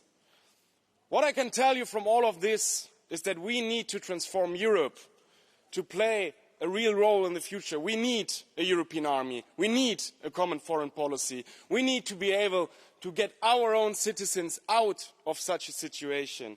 Only if we make ourselves ready, then we can really weather the storms of geopolitics. Thank you very much. Thank you. Next speaker, Nikolina Brnjac. Predstojeći sastanak Europskog vijeća dolazi u trenutku kada Europa mora donijeti ključne odluke o svojoj konkurentnosti, sigurnosti i budućim ulaganjima. Europa danas više ne može promatrati sigurnost, infrastrukturu i konkurentnost kao dvije odvojene politike. To je posebno važno u kontekstu pregovora o novom europskom proračunu. Kao izvjestiteljica za EPP-a za Europski fond za konkurentnost u TRAN odboru i za CEF u REGI odboru, smatram da novi europski proračun mora snažnije poduprijeti inovacije, tehnološki razvoj i infrastrukturu dvojne namjene. To nije samo pitanje ulaganja, nego i pitanje globalne konkurentnosti. Danas Europska unija ulaže oko 2,2% BDP u istraživanje i razvoj, dok Sjedinjene Američke Države ulaže preko 3,5%, a Kina ubrzano povećava ulaganje u strateške tehnologije. Stoga Europa mora jačati svoju obrambenu i tehnološku bazu, jer bez inovacija nema konkurentnosti, bez konkurentnosti nema sigurne Europe. Hvala. Thank you. Next speaker, Daniel Attard.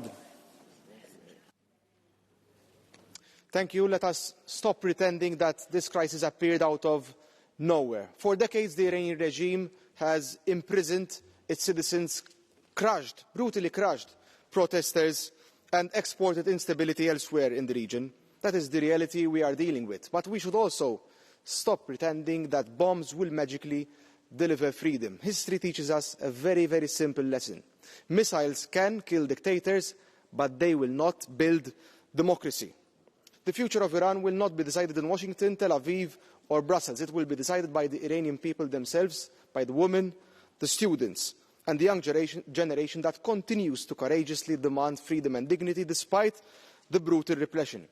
Europe, therefore, has a responsibility. First of all, protect our citizens, push for de-escalation, and also stand firmly with the Iranian people in their long struggle for freedom and dignity. Because if Europe continues to be a spectator, then we should stop pretending to be a geopolitical actor. Strategic autonomy means shaping events, not simply reacting to them. And finally, missiles will not decide the future of Iran. The Iranian people will. Thank you. Thank you. Next speaker, Barry Andrews.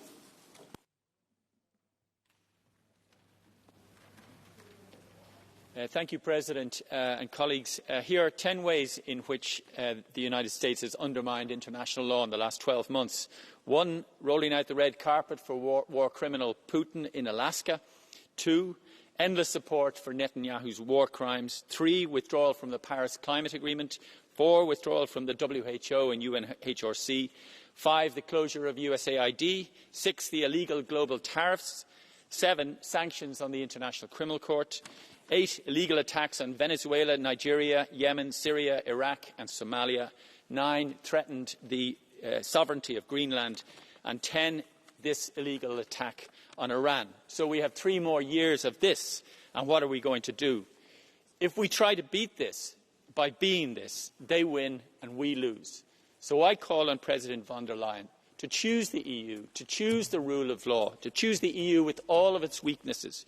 The United States is taking a break from political seriousness. We have to have the confidence on our values reflected in international law. Thank you very much. Next speaker, Maria Grappini.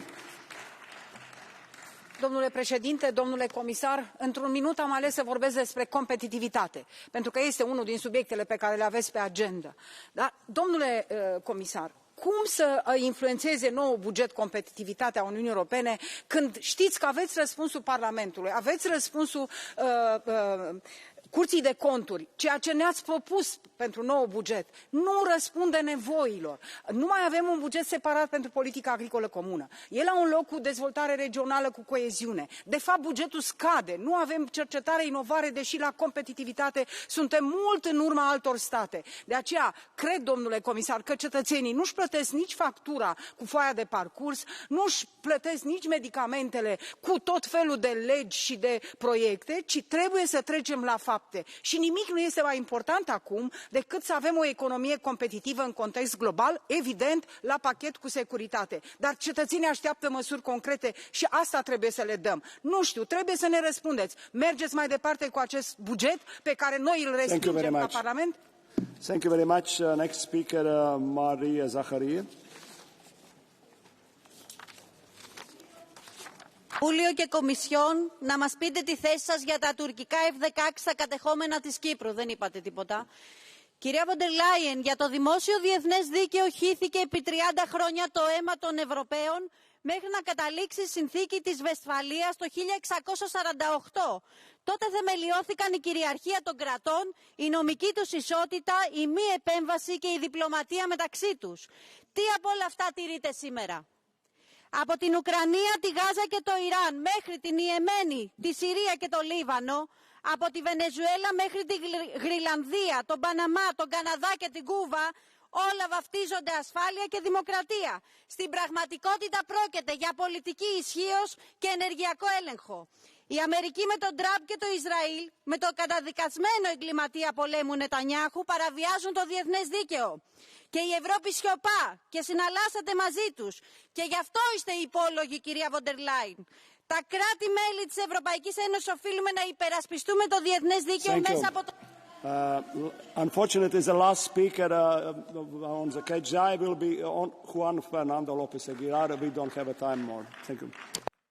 Thank you, President. Comisión, el orden internacional y su derecho surgieron de la devastación de la Segunda Guerra Mundial, con un mensaje muy claro, nunca más, pero no para que nunca más fuese posible una tiranía sobre ningún país sobre la tierra, sino para que la guerra no fuese nunca más la única respuesta, sin reparar en coste humano, material o económico. El derecho internacional y los derechos humanos son fuente del derecho europeo, son el primer principio rector de su política exterior. Y aquí en el Parlamento Europeo nadie ignora ni tolera la brutalidad de la dictadura de los ayatolás y apoyamos la resistencia y la oposición iraní, los jóvenes y mujeres heroicos que arriesgan y pierden la vida. Pero la Unión Europea no puede deshacerse de su compromiso consigo misma, ni practicar ningún seguidismo acrítico con una guerra de agresión desvinculada de ningún objetivo de protección de personas amenazadas, ni tampoco ninguna estrategia de salida ni para Irán ni para el mundo. Por tanto, no a la guerra. Defiéndala. Colleagues, we are closing KGI procedure, and I would like to ask to take the floor for the Commission. Commissioner Šefčovič, floor is yours.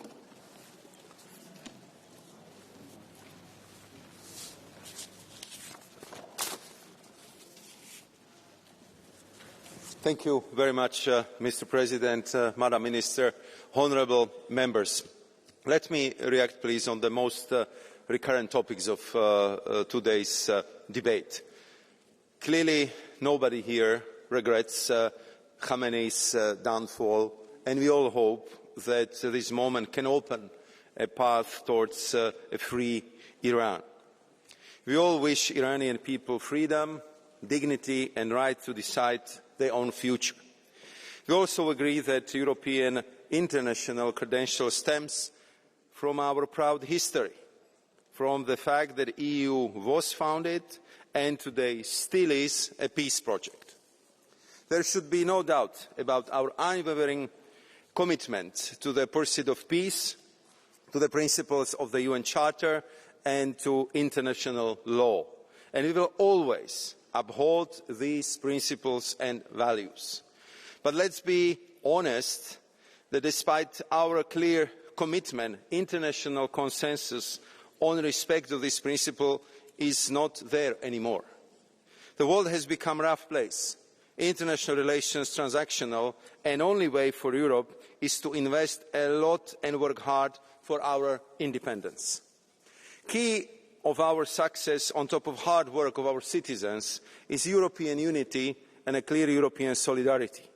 And I would like to thank Minister Rauna for highlighting how important it was and how important it is for Cyprus.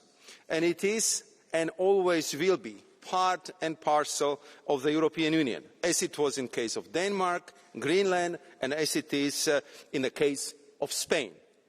Let me conclude on important topic of energy prices. I would like to reassure all of you that every single meeting of leaders in the EU, or as it is the case today on the G7 level, and I'm sure that it will be the case for the next European Council meeting, will deal with energy and energy prices. We fully understand the pressure faced by our households and companies because of these high energy bills. There is a clear determination to deliver now. Therefore, we will comprehensively look at how we can reduce the price of energy, and we will do it from all aspects and through all components of price: cost of commodity, grid charges, taxes and levies, as well as carbon costs, including modernisation of ETS. If you allow me, Mr. President, to use my last words today for issuing an appeal for our unity and solidarity, European and interinstitutional one.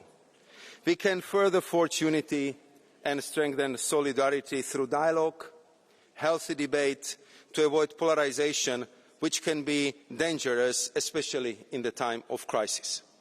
When Europe is united, we do great things. That's the spirit we need right now. Thank you very much. Thank you very much, Commissioner. Now I would like to ask to take the floor for the Council, Minister Raona. The floor is yours.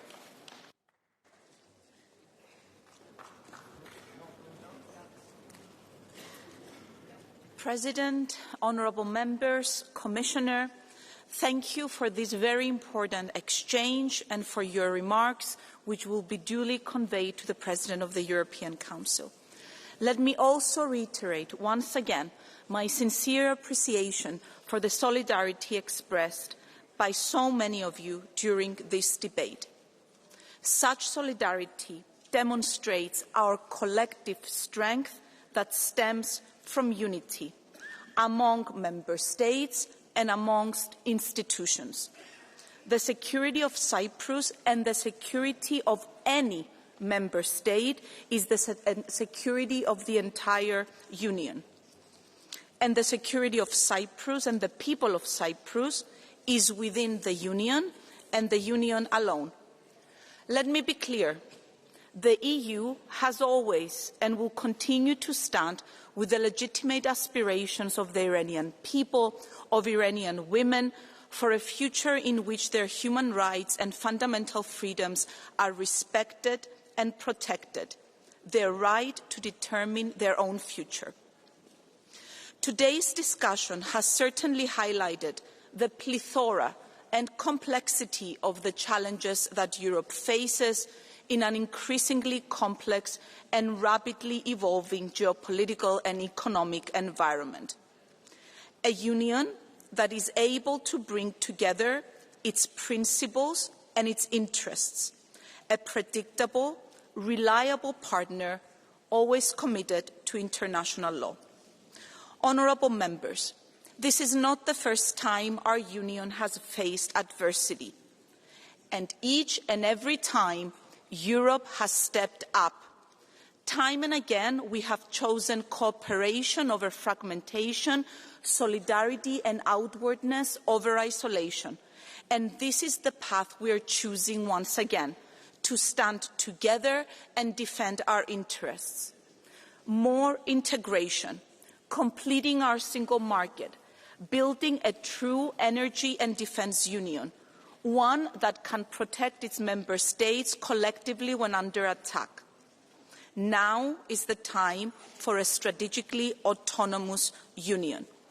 These priorities are reflected across the issues that leaders will address in March: strengthening competitiveness and unlocking the potential of our single market, addressing energy prices, alleviating the pressures faced by our households and our businesses, advancing work on European security and defence, ensuring that the Union's long-term budget supports our common ambitions in a balanced way, and remaining steadfast in our support to Ukraine while actively engaging with developments and with partners in the wider Middle East region.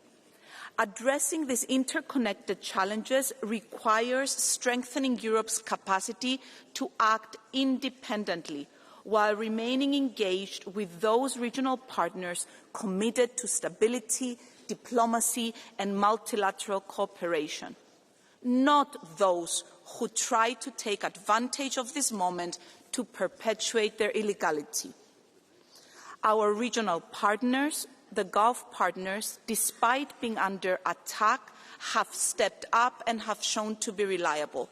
We must continue to stand with them and enhance our partnership. In closing, let me reiterate that the Cyprus presidency's commitment to its institutional role is strong, working closely with Member States, the European Parliament, the Commission and our international partners to advance our common priorities. Rest assured that Cyprus knows resilience, and it is a presidency that in adverse circumstances will continue delivering with focus and determination. Thank you. Thank you very much, Minister. So, colleagues, we are closing this point in agenda, and our sitting will resume in a few minutes with address by Nicola Pashinyan, Prime Minister of Armenia.